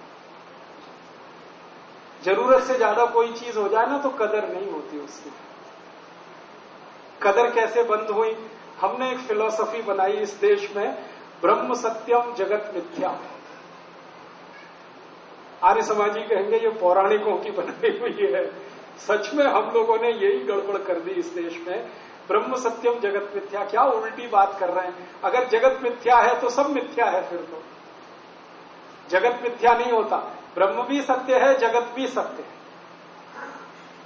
लेकिन कुछ हजार साल हमारा दिमाग ऐसा घूम गया, और ये दिमाग पता है किसने घुमाया? बौद्ध धर्म के लोगों ने हमारा दिमाग घुमाया। आप जानते हैं बौद्ध धर्म इसी देश में आया। तो बौद्ध धर्म वालों ने ये फिलॉसफी इतनी तेज फैलाई, ब्रह्म सत्यम जगत मिथ्या। तो ये सोना है, चांदी है, ये जगत है, ये मिथ्या है, बेकार है, इसको छोड़ो, जाने दो, माया है, मत फंसो। तो मत फंसो, मत फंसो, मत फंसो। तो माया से हमको दूर हटाते गए, तो जगत से भी दूर हटते गए। फिर परिणाम क्या हुआ कि जब विदेशी आए लूट मार करने के लिए, तो हमने कहा अरे क्या है, माया है, लूट रहे हैं, लूटते दो। तो जो विदेशी आया वो लूट के ले गया, हम तालियां बजाते रहे। सोमनाथ का मंदिर लूटने के लिए महमूद गजनवी आया, 17 बार उसने मंदिर लूटा, और मंदिर के पुजारी खामोश लूट को देखते रहे। 250 पुजारी थे और 117 महमूद गजनवी के सैनिक थे। 250 पुजारी थे, 250। एक एक पुजारी एक एक लाठी लेकर अगर महमूद गजनवी की सेना पे मिल जाता तो महमूद गजनवी पहले साल में ही मर जाता। लेकिन वो पुजारी बोलते रहे ब्रह्म सत्यम जगत मिथ्या, ब्रह्म सत्यम जगत मिथ्या। मंदिर है, जगत का हिस्सा है, लुट रहा है, लुटने दो, फिर आ जाएगी, ये तो संपत्ति है, माया है। आजकल और भी बहुत लोग ऐसा बोलते हैं ना, माया में मत फंसो, ये संपत्ति में मत फंसो।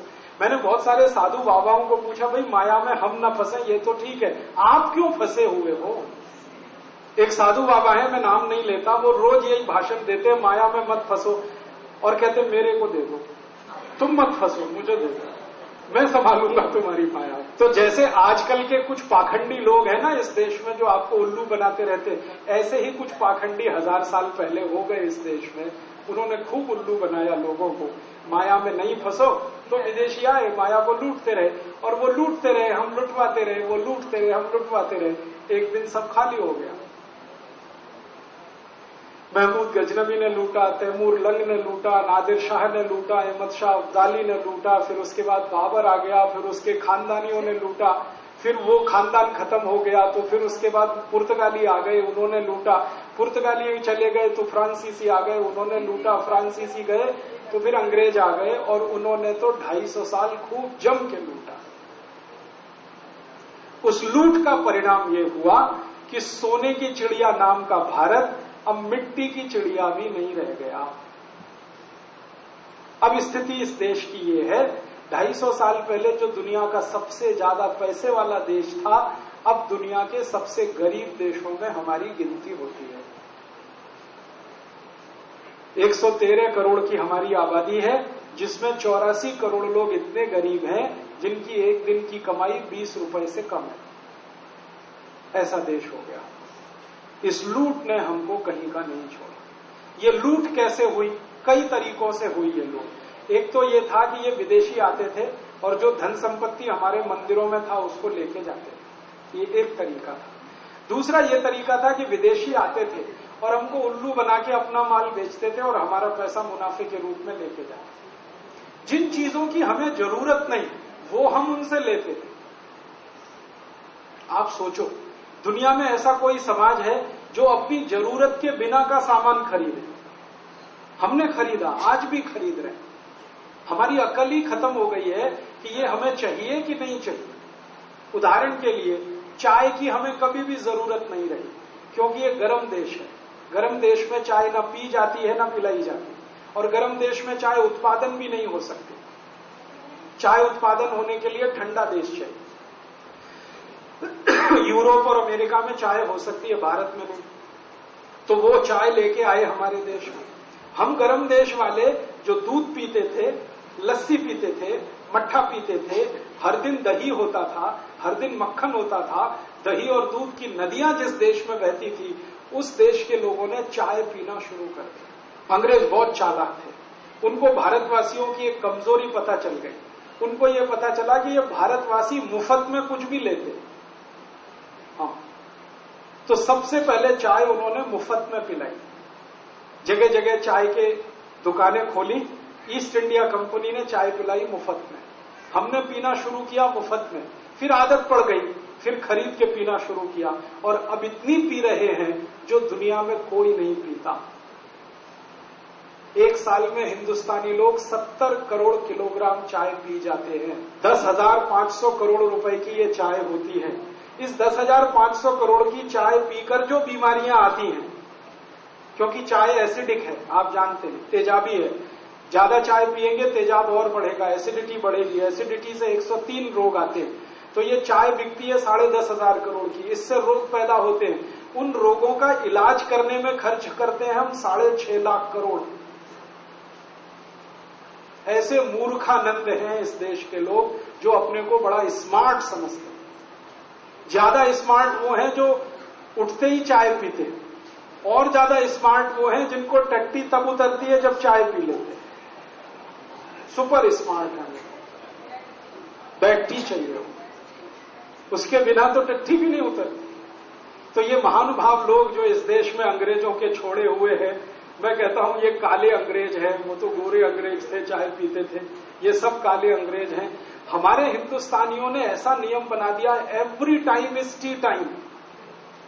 कभी भी चाय पी सकते हैं। किसी के भी घर में चाय पियोगे? हाँ, ले आओ। एक बार भी कोई नहीं कहता जी नहीं पिएगी। हाँ, ले आओ। और वो पूछेगा इसलिए कि उसको भी पीनी है, तो वो खुद पिएगा, आपको पिलाएगा। तो 10,500 करोड़ की चाय अंग्रेजों के जमाने में बिकती नहीं थी, अब 10,500 करोड़ की बिकती है। हम चाय पी पी के अंग्रेजों के गुलाम हैं। हमने ऐसी चीज खरीदी जो जरूरत नहीं। फिर दूसरी चीज हमने खरीदी अंग्रेजों से, अफीम। आपको मालूम है अंग्रेज चीन से अफीम लेके आते थे, भारत में बेचते थे, फिर मुनाफा लेके जाते। अफीम लेना शुरू कर दिया, चाय लेना शुरू कर दिया, फिर उनकी चीनी खाना शुरू कर दिया, क्योंकि आप जानते हैं चीनी सबसे पहले इंग्लैंड में बनी। भारत में नहीं बनी। चीनी लेना शुरू कर दिया, फिर मैदा लेना शुरू कर दिया उनसे। हम तो आटा खाने वाले लोग थे, हमने मैदा खाना शुरू कर दिया।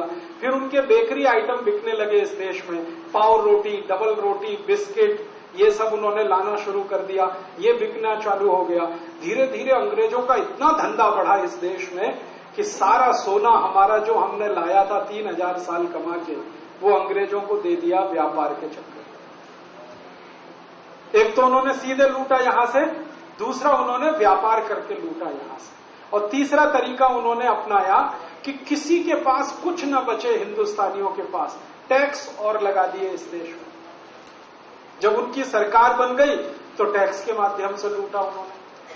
कैसे टैक्स लगाए उन्होंने? भारतवासी कोई भी सामान का उत्पादन करें तो एक्साइज ड्यूटी लगा दी उन्होंने, फिर सामान को बेचें तो इनकम टैक्स लगा दिया उन्होंने, सेल्स टैक्स लगा दिया उन्होंने, रोड टैक्स लगा दिया, टोल टैक्स लगा दिया, तो टैक्सों के माध्यम से पैसा लूट लिया। फिर किसानों को लूटा लगान लगा के, जमीन पे लगान लगा दिया, लैंड रेवेन्यू, और वो 50% से लेके 90% तक था। माने जितना उत्पादन करेगा किसान, उसका 50% अंग्रेजों को देना। तो किसानों से लूट लिया, व्यापारियों से लूट लिया, ग्राहकों से लूट लिया, सब लूट लूट के ये धन इंग्लैंड जाना शुरू हुआ। और तब हिंदुस्तानियों को थोड़े दिन के बाद चेतना आई कि हमारा कितना बड़ा लूट हो रही है। ये चेतना आई तो एक व्यक्ति थे जिनका नाम था दादा भाई नेहरूजी।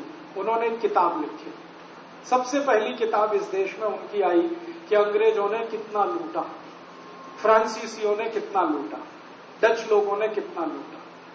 फिर उसके बाद लाइन लगी, बहुत सारे अर्थशास्त्रियों ने लिखा।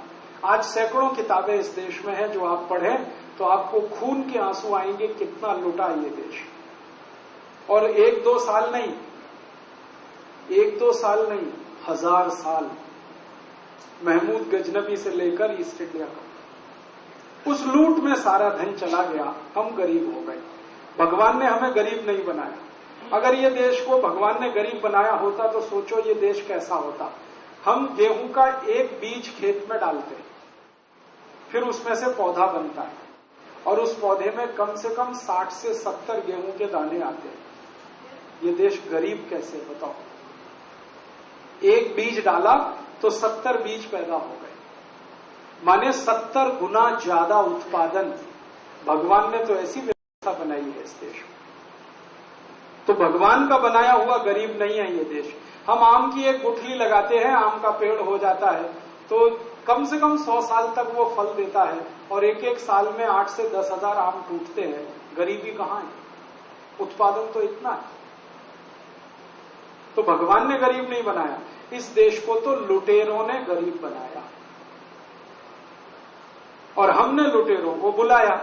आप जानते हैं, सारे विदेशी लुटेरों को हमारे ही लोग लेके आए।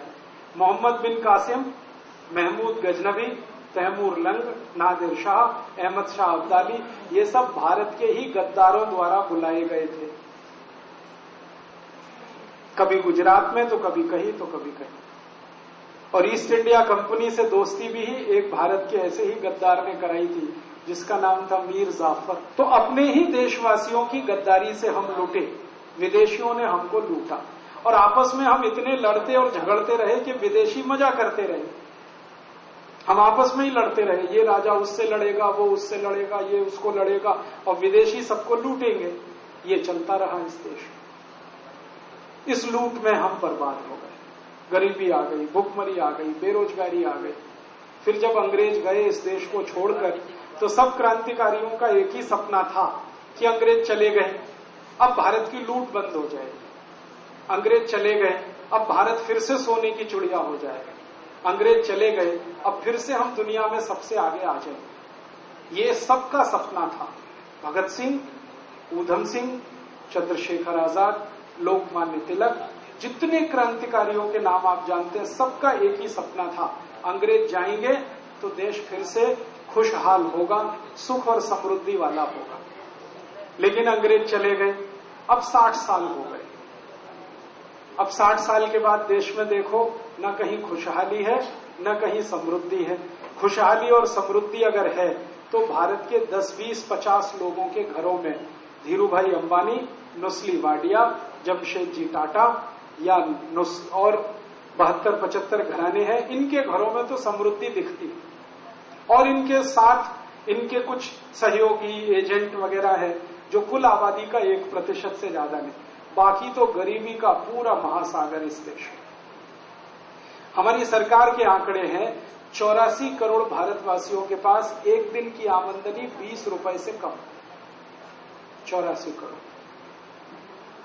तो अंग्रेज गए 60 साल हो गया, अब देश क्यों नहीं सुखी हो रहा, क्यों समृद्धशाली नहीं हो रहा? बात ऐसी है कि गोरे अंग्रेज चले गए और काले अंग्रेज आ गए। गोरे अंग्रेज तो विदेश से आए थे देश को लूटने के लिए, ये हरामखोर काले अंग्रेज तो अपने देश में से ही पैदा हो गए देश को लूटने के लिए। जिनको आज आप नेता कहते हैं ना, वो किसी भी पार्टी के हों, मैं इनको काला अंग्रेज कहता हूं। ये भी लूटने में ऐसे ही लगे हुए हैं इस देश को जैसे महमूद गजनबी और मोहम्मद बिन कासिम लगे हुए। मेरे पास भारत के 419 नेताओं के सारे रिकॉर्ड्स हैं जो मैंने एक दिन स्वामी जी को दिखाए थे, और उसी दम पे स्वामी जी कहते हैं स्विस बैंक का पैसा वापस ला। ये 419 नेता हैं जिनके नाम मैं कभी आपको बोल कर बताऊंगा, यहीं दिल्ली में बताऊंगा, लेकिन आज नहीं, थोड़े समय के बाद। इनमें से किसी के पास 20 साल पहले टूटी साइकिल नहीं थी और इतना भी पैसा नहीं था उनकी जेब में कि चाय का प्याला खरीद के खुद पी सके। चाय भी पीनी होती थी तो दूसरी की जेब से पैसा निकाल के पीते थे।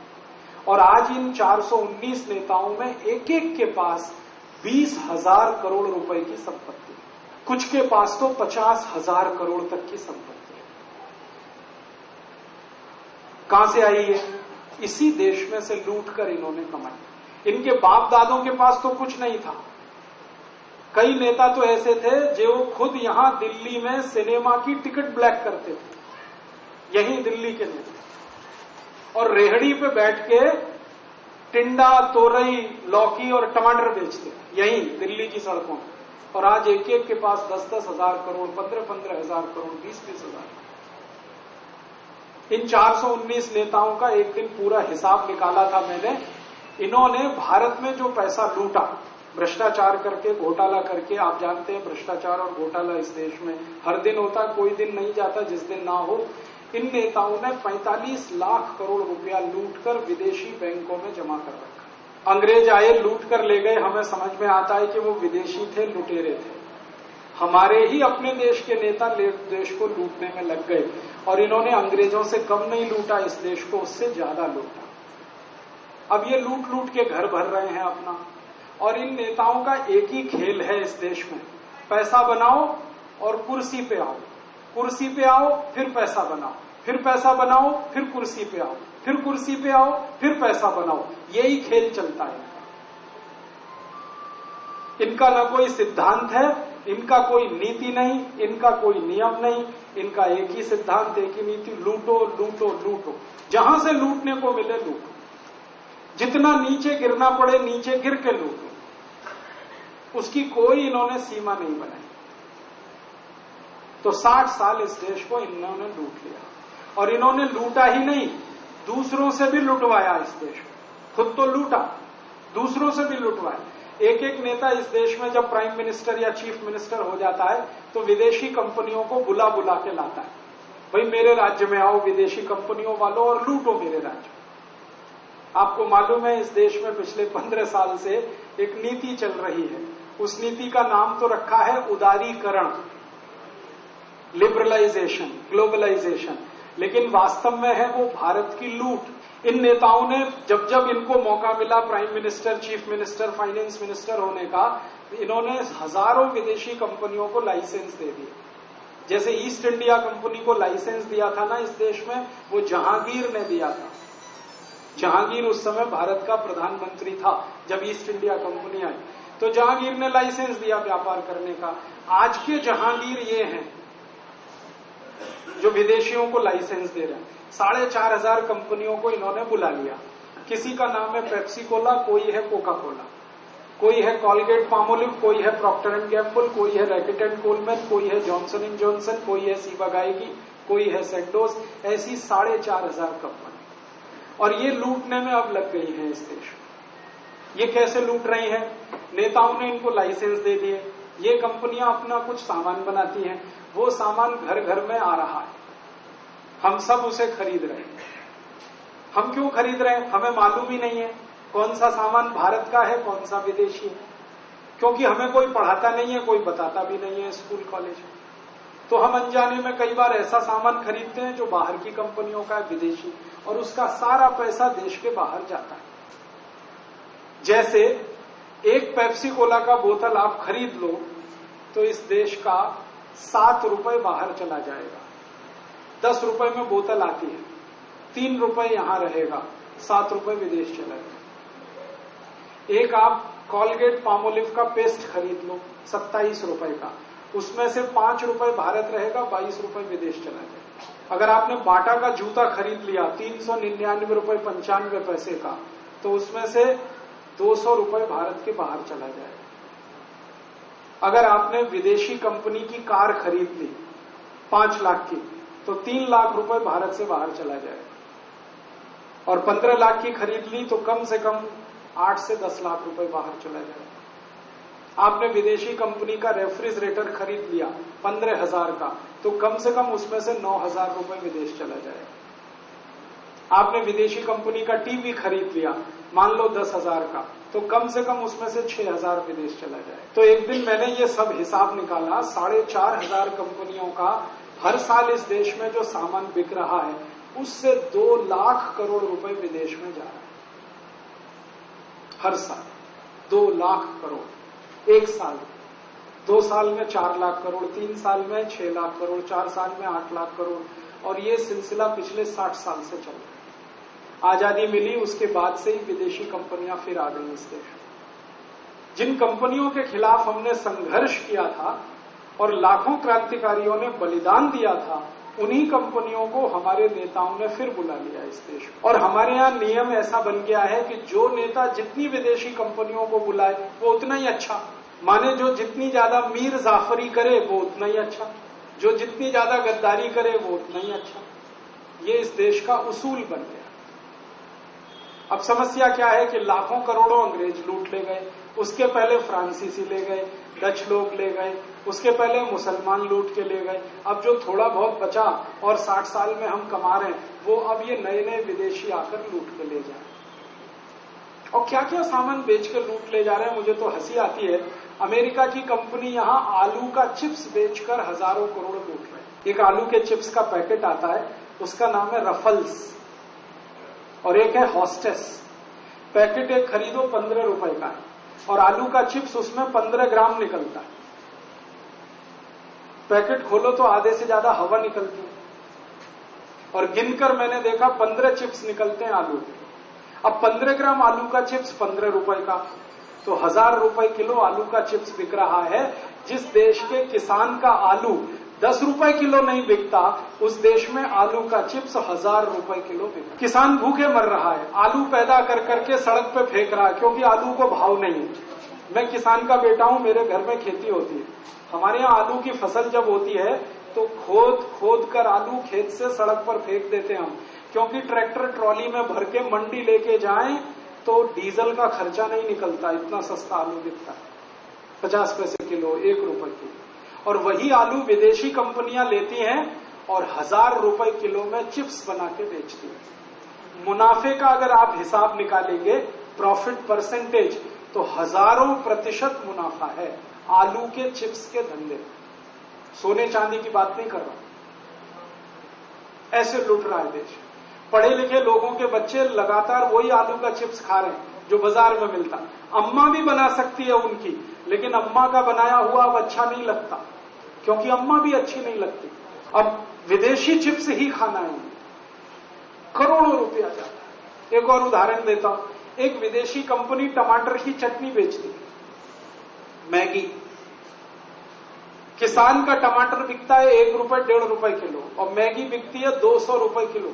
चटनी टमाटर से बनती है, चटनी 200 रुपए किलो, टमाटर है 2 रुपए किलो। इसी देश में एक कंपनी है, वो चॉकलेट बेचती है, कैडबरीज। दूध से बनती है चॉकलेट, दूध आता है 20 रुपए किलो, कैडबरीज बिक रही है 15,000 रुपए किलो।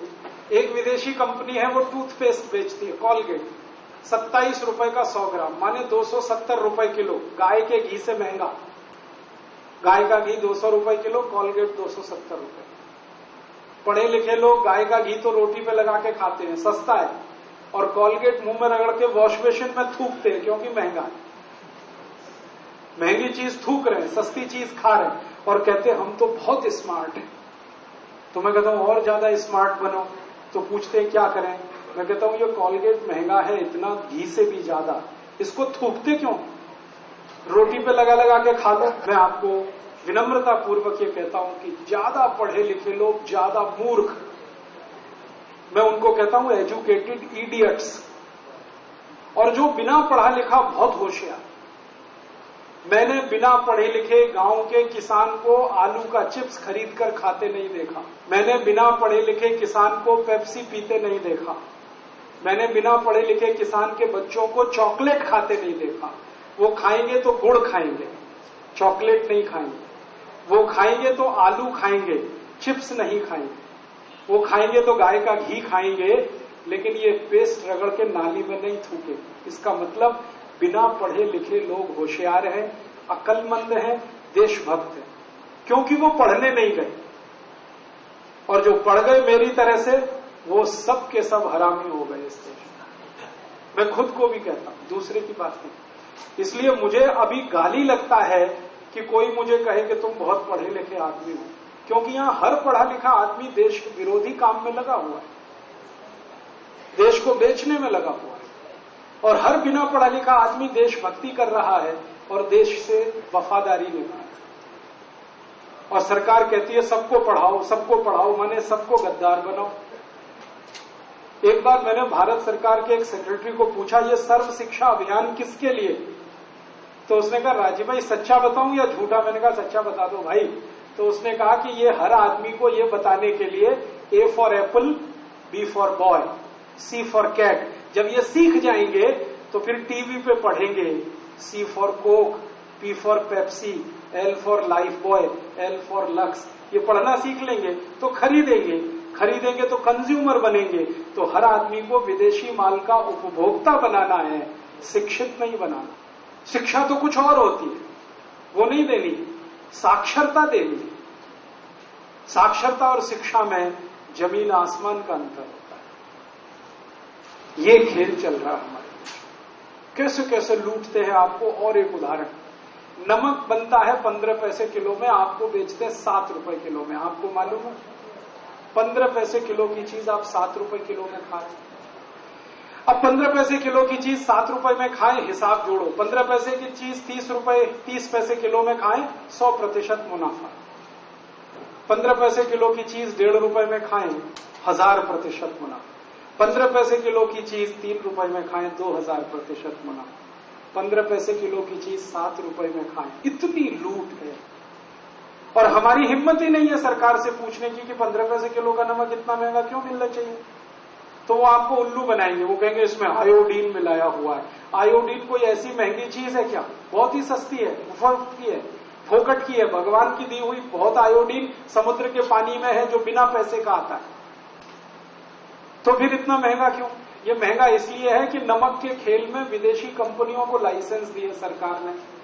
जो नमक के लिए महात्मा गांधी ने इस देश में सत्याग्रह किया था कि अंग्रेजों का नमक हम नहीं खाएंगे, उस महात्मा गांधी के देश में अब विदेशी नमक बिक रहा है, लुट रहे हैं हम। और ये नमक हमको पता नहीं क्या बनाएगा, हमें नहीं मालूम। सब आयोडीन युक्त नमक खा के कल नपुंसक हो जाए तो कुछ पता है। क्योंकि दुनिया में आपको गंभीर बात कर रहा हूं, 56 दुनिया के देशों ने आयोडीन युक्त नमक 40 साल पहले बैन कर दिया। आपने बिकता नहीं, अमेरिका में नहीं है, जर्मनी में नहीं है, फ्रांस में नहीं है, डेनमार्क में नहीं है, नॉर्वे में नहीं है, स्वीडन में नहीं।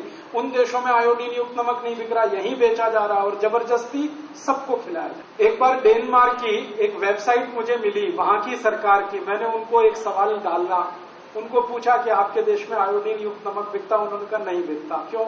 उन्होंने कहा 1956 में हमने बैन कर दिया। क्यों? तो उन्होंने कहा हमने शुरू में आयोडीन युक्त नमक खिलाया 1940 से 1956। डेनमार्क में अधिकांश लोग नपुंसक हो गए, जनसंख्या इतनी कम हो गई कि उस देश के खत्म होने का खतरा पैदा हो गया। तब उन वैज्ञानिकों ने कहा कि आयोडीन युक्त नमक बंद कराओ, तो बंद कर दिया। अब वो यहां पे चालू कर दिया। आप सब खा रहे हैं, पता नहीं भविष्य में क्या होगा। लूट भी रहे हैं, अपने शरीर की भी बर्बादी कर, ऐसे लूटा जाता है आपको। और एक उदाहरण देता हूं आपको, बीच बीच में कभी पता चलता होगा एक अभियान चला इस देश में, हेपेटाइटिस बी का वैक्सीन लगाओ, वैक्सीन लगाओ, वैक्सीन लगाओ। क्यों लगाएं जी? तो आपको बीमारी नहीं आएगी। कौन सी बीमारी नहीं आएगी? हेपेटाइटिस नहीं आएगा। हेपेटाइटिस माने क्या होता है? पीलिया। अब हेपेटाइटिस के 4-5 स्वरूप हैं। Hepatitis A, B, C, D, E. Bharat में ए होता है, ए, ठीक है। और हेपेटाइटिस बी होता ही नहीं। मैं तो 10 साल से खोज रहा हूं, आपको मिले तो मुझे बताइए हेपेटाइटिस बी का एक पेशेंट मुझे दीजिए आप। 10 साल से मैं खोज रहा हूं, सब पेशेंट है हेपेटाइटिस ए के। और हेपेटाइटिस ए का वैक्सीन कोई नहीं लगा रहा है, सब बी का लगा रहे हैं। पेशेंट कोई है नहीं, जबरदस्ती और सरकार लगवा रही है। क्यों? क्योंकि विदेशी कंपनी का वैक्सीन है जो बिक रहा है इस देश में। और अभियान ऐसा चला कि बैंक वालों को ठोक दिया जबरदस्ती, बीमा वालों को ठुकवा दिया, सबको बी का वैक्सीन। फिर मैंने केस लगाया सरकार के खिलाफ, केस लगाया तो मैं जीता, सरकार हारी। तब से ये वैक्सीनेशन बंद हुआ। नहीं तो पता नहीं 10 साल चलता, 20 साल चलता, पता ही नहीं है हमको। और एक वैक्सीनेशन चल रहा, पोलियो वैक्सीन। बच्चों को 1 डोज दो, 2 दो, 3 दो, 10 दो, 15 दो, 20 दो, 25 दो, बंदी नहीं हो रही है। और कह रहे हैं देते ही रहेंगे। बच्चा नहीं हो गया, मशीन है क्या? 20-20 डोज, 25-25 डोज दे दी, क्या होगा इस बच्चे का? भविष्य में कोई गारंटी है क्या? मैं होम्योपैथी चिकित्सा करता हूं, मेरे पास 167 बच्चों के केस हैं जिनको पोलियो वैक्सीन देने के बाद पोलियो हुआ है। राकेश जी, आपके अखबार में है कि 8 बार पोलियो का ड्रॉप देने के बाद में पोलियो हो गया। होगा, जरूर होगा। और मैं बता रहा हूं ये क्यों होगा, क्योंकि ये जो वैक्सीन दिया जा रहा है उसमें वायरस जिंदा है, लिविंग वायरस है, पोलियो करने वाला वायरस है उसमें। वो आपके बच्चों को पिला रहे हैं। और क्या उसके पीछे सिद्धांत है कि लिविंग वायरस शरीर में डालेंगे तो इसकी एंटीबॉडीज डेवलप हो जाएंगी तो शरीर लड़ेगा।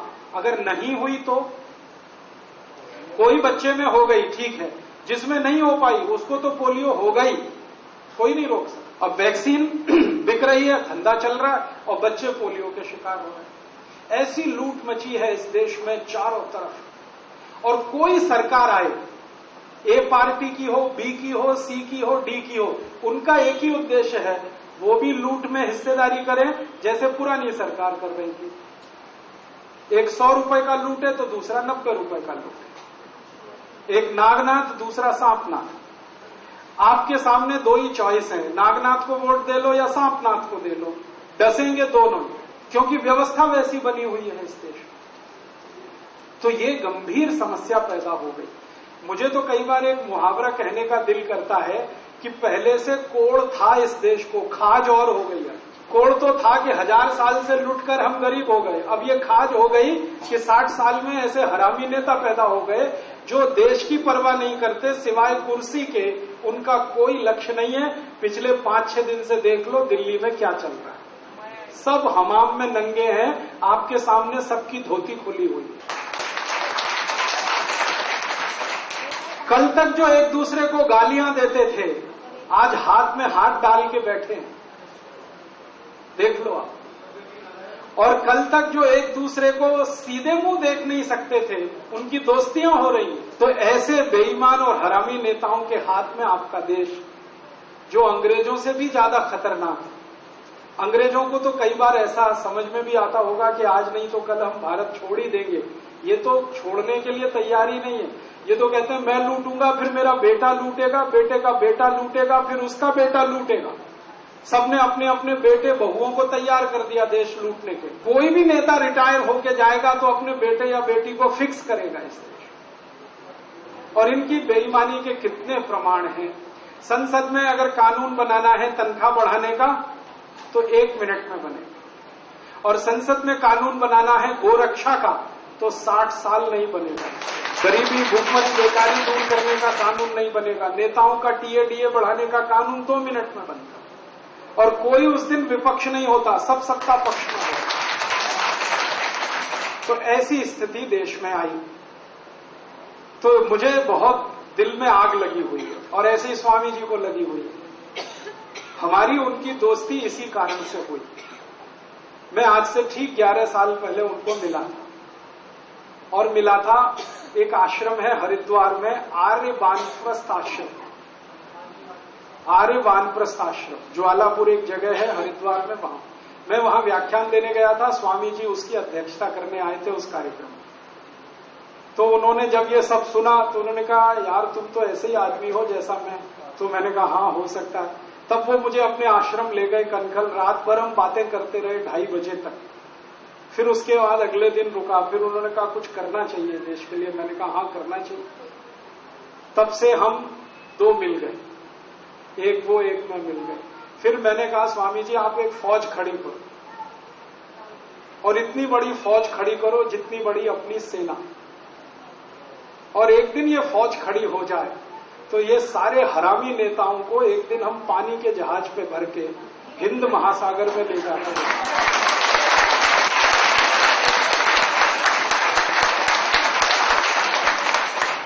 और इस देश में नए नेता खड़े करेंगे। वो दिन कब आएगा? बस जल्दी आने वाला है। आप बस फौज पूरी कर दो। अपनी आर्मी 15 लाख की है। 15 लाख जिस दिन योग शिक्षक हो जाएंगे उस दिन ये हो जाएगा। तो मैं तो और एक दूसरे अभियान पे लग गया। मैंने कहा स्वामी जी आप कोशिश करो, मैं देश भर में ऐसे लोगों को इकट्ठा करता हूं जो पहले से ऐसा सोचते हैं, करना चाहते हैं, लेकिन इकट्ठे नहीं आते। अपने भारत में दुष्ट ज्यादा नहीं है, थोड़े हैं लेकिन इकट्ठे। सज्जन बहुत ज्यादा हैं लेकिन बिखरे हुए।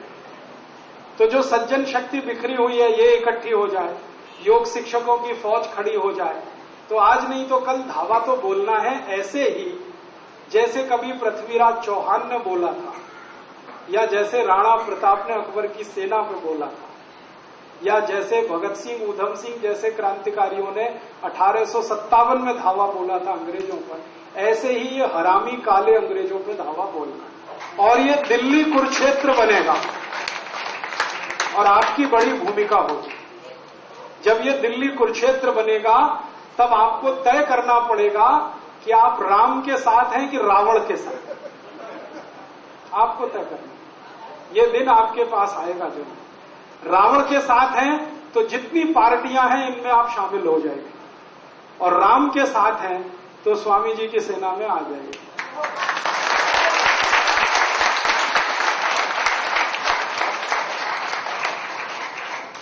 स्वामी रामदेव की सेना माने राम की सेना, और नेताओं की सेना माने रावण की सेना। तो कंस की सेना रावण की सेना में जाना है तो भी दरवाजा आपके लिए खुला है, क्योंकि दिल्ली कुरुक्षेत्र है। और राम की सेना में आना है तो भी दरवाजा खुला है। मैं तो राम की सेना में आ गया। अभी आपके लिए तय करना है, आप भी आ जाओ तो अच्छा, क्योंकि मैं आपको ये कहने आया कि कंस कितना भी पैसे वाला हो, ताकतवर हो, रावण कितना भी पैसे वाला हो, ताकतवर हो, कितना भी ज्ञानी हो, नाश तो होना ही है। रावण का हो चाहे कंस का। हर बार रावण को मारने के लिए राम का अवतार हुआ है, हर बार कंस को मारने के लिए कृष्ण का अवतार हुआ।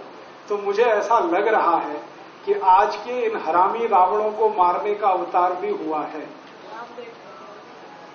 अब आप उनकी सेना में आके सैनिक बन जाओ, मैं बन गया, आप भी बन जाओ। हम सब मिलकर इन रावणों की फौज को, इन कंसों की फौज को मिटाएंगे इस देश से, और इस देश में एक ऐसी व्यवस्था लाएंगे जो फिर से इस देश को सोने की चिड़िया बनाए। और आप बोलेंगे वो व्यवस्था कैसी होगी? 2-3 मिनट में खत्म करता हूं। कैसी होगी व्यवस्था? हमारे देश में भगवान श्री राम आदर्श, राम जी की कहानी आप सबने पढ़ी, राम जी की कहानी मैंने भी पढ़ी है, आपने भी पढ़ी। लेकिन मेरा निवेदन है कि राम जी की कहानी फिर से पढ़िए, मेरी तरफ से निवेदन। राम जी की पूरी जो कथा है ना, रामचरितमानस में है, रामायण में है, पूरी मत पढ़िए, एक ही कांड पढ़िए, उसका नाम है अयोध्या कांड। अयोध्या कांड पढ़िए, फिर से पढ़िए। उसमें भरत और राम का संवाद है। उसमें भरत आए हैं राम को मिलने, खड़ाऊ लेके आए हैं, पिताजी की मृत्यु का समाचार लाए हैं कि पिताजी स्वर्गवासी हो गए आपके, वियोग में, आप वापस चलो, और नहीं चलते तो खड़ाऊं।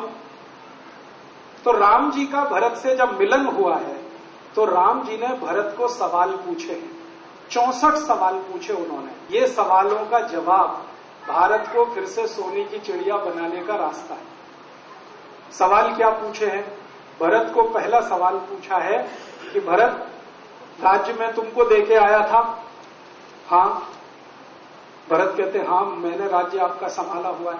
तो तुम ये बताओ कि राज्य की प्रजा का क्या हाल है? तो भरत कहते हैं प्रजा का हाल तो बाद में बताऊंगा, पिताजी स्वर्गवासी हो गए, पहले वो सुन लो। तो उनका पिताजी का तो बताना, पहले प्रजा का बताओ। तो भरत कह रहे हैं कि धन धान्य से तो प्रजा सुखी है, लेकिन आपके नहीं रहने से दुखी। तो राम पूछ रहे हैं धन धान्य कितना है? कोई भूखा तो नहीं है, कोई प्यासा तो नहीं है, कोई गरीब तो नहीं है, बेकार तो नहीं है। तो भरत सबका उत्तर दे रहे हैं कि ना कोई प्यासा है, ना कोई भूखा है, ना कोई बेकार है, ना कोई बेरोजगार है। तब राम कहते हैं कि भरत तुम आदर्श राजा, तुम ही शासन चलाओ, मेरे आने की जरूरत नहीं, मैं तो ये जंगलों के कंसों का और रावणों का सफाया करके फिर आऊंगा। इसका मतलब राम राज्य कैसा रहा वो ये है, कोई भूखा नहीं, कोई प्यासा नहीं। गोस्वामी तुलसीदास ने बड़े सुंदर शब्दों में लिखा, दैहिक दैविक भौतिक तापा राम राज्य में कदहु न व्यापा। माने दैहिक दैविक और भौतिक कोई दुख राम राज्य में किसी को हुआ नहीं। तो ऐसा राम राज्य हमें लाना, न कोई भूखा, न कोई प्यासा, न कोई बीमार, न कोई लाचार। आपने सुना स्वामी जी कहते हैं भूख से कोई न मरे और रोग से कोई न मरे, यही राम राज्य। जिस देश के लोग भूख से नहीं मरते और जिस देश के लोग बीमारी से नहीं मरते, वही राम राज्य। तो ऐसा राम राज्य लाना। कोई मुझे पूछता है तुम्हारा राम राज्य का संविधान क्या है, तो मैं कहता हूं मेरा कोई संविधान नहीं है, अयोध्या कांड का संविधान है। जो भरत ने सवालों के उत्तर दिए हैं वैसी नीतियां इस देश में बनानी। राम जी पूछ रहे हैं कि भरत अपने राज्य में कोई गद्दार तो नहीं, कोई देशद्रोही तो नहीं, कोई देश विरोधी तो नहीं। तो भरत कहते हैं कि अभी तक तो नहीं है। तो राम कह रहे हैं सावधान रहना, एक भी गद्दार सिर उठाए उसके पहले कुचल देना। ये राम कह रहे हैं। जो अहिंसावादी है वो कह रहे हैं एक भी गद्दार सिर उठाए उसके पहले कुचल देना। एक भी देशद्रोही का पता चले तो उसको ऐसी कड़ी सजा देना कि दूसरे की रूह कांप जाए। माने दंड कठोर होना चाहिए। किसके साथ? देशद्रोहियों के साथ, देश विरोधियों के साथ, गद्दारों के साथ। ऐसा राज्य हमें लाना, ऐसी दंड नीति लानी। राम जी पूछ रहे हैं भरत, मैं जब से आया स्कूलों का क्या हाल है, गुरुकुल कैसे चल रहे हैं, शिक्षक समय पर आते हैं, विद्यार्थी पढ़ते हैं, गुरु का आदर करते हैं, ज्ञान उनको मिलता है? तो भरत कहते हैं हाँ बराबर मिलता है, गुरु भी आते हैं, विद्यार्थी भी समय से आते हैं। तो ऐसे 64 सवाल पूछे हैं राम जी ने भरत को। वो सारे के सारे 64 सवाल राम राज्य का आधार हैं। उन्हीं 64 सवालों को आज हिंदुस्तान में हम हल कर लें तो फिर से राम राज्य आएगा। गरीबी, भुखमरी, बेकारी मिटानी तो हमारी योजना है। मेरी योजना माने आप समझ लो स्वामी जी की योजना, कि हिंदुस्तान के ये जो हरामी नेताओं ने 60 साल में पैसा जमा करके विदेशी बैंकों में रखा, जो 45 लाख करोड़ है, इसको वापस। आप बोलेंगे ये आएगा? हाँ आएगा। कैसे आएगा? ये ऐसे आएगा कि हमारी संसद में इसके लिए या तो कानून बनाना पड़ेगा या सुप्रीम कोर्ट में इसके लिए मुकदमा लड़ना पड़ेगा। हम सुप्रीम कोर्ट में जाने की तैयारी पहले कर रहे हैं। सुप्रीम कोर्ट में एक मुकदमा करेंगे हम शायद अगले साल 2009 में, नहीं तो 10 में तो करना ही। इस मुकदमे पे हजारों लाखों लोगों के हस्ताक्षर होंगे। वो मैंने कराए, 40,000 लोगों से हस्ताक्षर कराए, और भी जरूरत पड़ी तो कराऊंगा। सुप्रीम कोर्ट के सामने हम जाएंगे। नेताओं के बारे में हमारे पास जो जानकारियां हैं वो हम कोर्ट के सामने रखेंगे और कोर्ट को कहेंगे कि इन सब नेताओं को नोटिस देकर पूछिए कि इनके पास पैसा, ये देश का पैसा है, कोर्ट इनसे ले। या तो सुप्रीम कोर्ट करे, नहीं तो संसद में हमारी तैयारी है कि ऐसे 350 सांसदों को भेजना जो जाकर ये कानून बनाए कि 15 अगस्त 1947 के बाद इस देश का जितना धन विदेशों में जमा हुआ वो देश का धन है, राष्ट्र का धन है, नेशनल प्रॉपर्टी। जब कानून बने तो हम देखें कौन विरोध कर रहा है इसका। जो विरोध करे पक्का है उसी का पैसा स्विस बैंक में है, और जो विरोध करे उसका मुंह काला करके गधे पे बिठा के सर्कस निकालें पूरी दुनिया। तो अगर ये कानून पास होता है, कानून बनता है, 7 दिन के अंदर स्विस बैंकों का पैसा आ जाएगा, ये मेरी गारंटी है। क्योंकि स्विट्जरलैंड की बैंकों के साथ इस विषय पर 12 साल से मैं बात कर रहा हूं। वो सब तैयार है। वो कहते हैं कि आप अपना ब्लैक मनी यहां से ले लो, हम तैयार हैं। जर्मनी की बैंकों ने अभी सरकार को एक चिट्ठी भेजी थोड़े दिन पहले, वो टाइम्स ऑफ इंडिया में लीक हो गई और छपी। जर्मन की बैंकों में जितने नेताओं का पैसा, उन्होंने कहा कि हम 6 महीने का समय दे रहे हैं, या तो निकाल लो नहीं तो हम जब्त करेंगे सब। तो अगर ये होता है जर्मनी में, फ्रांस में, तो सभी देशों में होगा। तो हमारी एक योजना है कि स्विस बैंकों का पैसा वापस आए। दूसरी योजना है कि जितनी विदेशी कंपनियां लूट रही हैं इस देश को, इन सबको बाहर भगाया जाए, और इसको भगाने की ताकत आप में है। आप उनका माल खरीदना बंद कर दो, विदेशी माल मत खरीदो, सबका माल बिकना बंद हो जाएगा, भाग जाएगा, वो पैसा बच जाए। 2 लाख करोड़ हर साल बचेगा, आप सोचो। तीसरी योजना ये है कि भारत का जो रुपया है और अमेरिका का जो डॉलर है, इसको बराबर करना है। अभी हमारा 40 रुपया $1 है, हमको ये 1 रुपया $1 करना है। आप बोलेंगे ये हो सकता है, बिल्कुल हो सकता है। ये $1 40 रुपया हुआ कैसे? ये 1947 15 अगस्त को 1 रुपया $1 ही था। हमने तो 60 साल में जो कर्ज ले लिया अमेरिका और यूरोप से, उसके चक्कर में रुपया कम हुआ, डॉलर बढ़ गया। तो हमारी योजना है कि कर्ज वापस कर दो। कर्ज वापस करने के लिए धन कहां से आएगा? स्विस बैंक का पैसा जो हम राष्ट्रीय संपत्ति बनाएंगे, 45 लाख करोड़ है, उसमें से 18 लाख करोड़ का कर्ज दे देंगे। कर्ज देते ही रुपया और डॉलर बराबर आ जाएगा। रुपया और डॉलर अगर बराबर हुआ तो भारत की सारी संपत्ति अंतर्राष्ट्रीय बाजार में 40 गुनी बढ़ जाएगी एक झटके में। पता है क्या होगा? फिर यहां से आप न्यूयॉर्क जाएंगे और वापस आएंगे तो टिकट 750 रुपए का ही आएगा। अगर आपका बेटा या बेटी इंजीनियरिंग में आप पढ़ाएंगे, 10 से 12 हजार की पढ़ाई में वो 5 साल में IIT से बीटेक करके निकल आए। डॉक्टर बनाएंगे तो 20-25 हजार का खर्चा, माने आपकी जिंदगी का हर खर्चा 40 गुना कम हो जाएगा। सीधी सी बात। पेट्रोल अभी 52 रुपए लीटर है, फिर हो जाएगा लगभग ₹1.25 लीटर। डीजल अभी 36 रुपए लीटर है, डीजल हो जाएगा 80 पैसे लीटर। रसोई गैस का सिलेंडर अभी 350 रुपए का है, ये हो जाएगा लगभग 25 से 30 रुपए का। हर महंगाई का स्तर 40 गुना कम हो जाएगा। जब महंगाई 40 गुनी कम होगी तो आमदनी अपने आप 40 गुनी बढ़ जाएगी। तो हर भारतवासी जो आज 1 रुपए का मालिक है वो 40 का होगा, जो 1 लाख का मालिक है वो 40 लाख का होगा, जो 1 करोड़ का मालिक है वो 40 करोड़ का होगा, जो 100 करोड़ का है वो 4000 करोड़ का होगा। हर भारतवासी अपने आप अमीर होना शुरू हो गया। और रुपया और डॉलर जिस दिन बराबर हुआ उस दिन तो दुनिया में हमको कोई रोक नहीं पाएगा, हम सबसे आगे होंगे। आप जानते हैं क्यों? क्योंकि एक क्षेत्र ऐसा है हमारा जिसमें कोई मुकाबला नहीं कर सकता हमसे, खेती का क्षेत्र। खेती में हम गाय के गोबर और मूत्र से जो पैदा करेंगे ना धान्य, दुनिया में कोई नहीं कर सकता, क्योंकि किसी के पास गाय नहीं है जो हमारे पास। देशी गाय हमारे पास है, सबके पास जर्सी और होलेस्टियन है, हमारे पास देशी गाय। देशी गाय के गोबर और मूत्र से ही धान्य पैदा हो सकता है, जर्सी से नहीं होता, क्योंकि उसके न गोबर में दम है न मूत्र में दम है, और दूध तो बिल्कुल बेकार है। तो खेती में हम गोबर और गोमूत्र का चलन करेंगे, करोड़ों किसान गोबर और मूत्र इस्तेमाल करेंगे, तो गाय ज्यादा पालनी पड़ेगी, तो गाय की संख्या बढ़ेगी, तो बैल की संख्या बढ़ेगी, तो बैल ज्यादा होने से ट्रैक्टर नहीं चाहिए, ट्रैक्टर नहीं चाहिए तो डीजल का लाखों करोड़ों का खर्चा बचेगा, वो किसानों का पैसा बचेगा। और गोबर गोमूत्र से जो अन्न पैदा होगा उसको हम खाएंगे तो हम स्वस्थ हो जाएंगे, क्योंकि यूरिया डीएपी का जहर नहीं खाना पड़ेगा। यूरिया डीएपी का जहर कम हुआ, गोबर गोमूत्र का अमृत खाने को मिला, तो बीमारियां ऐसे ही खत्म हो जाएंगी।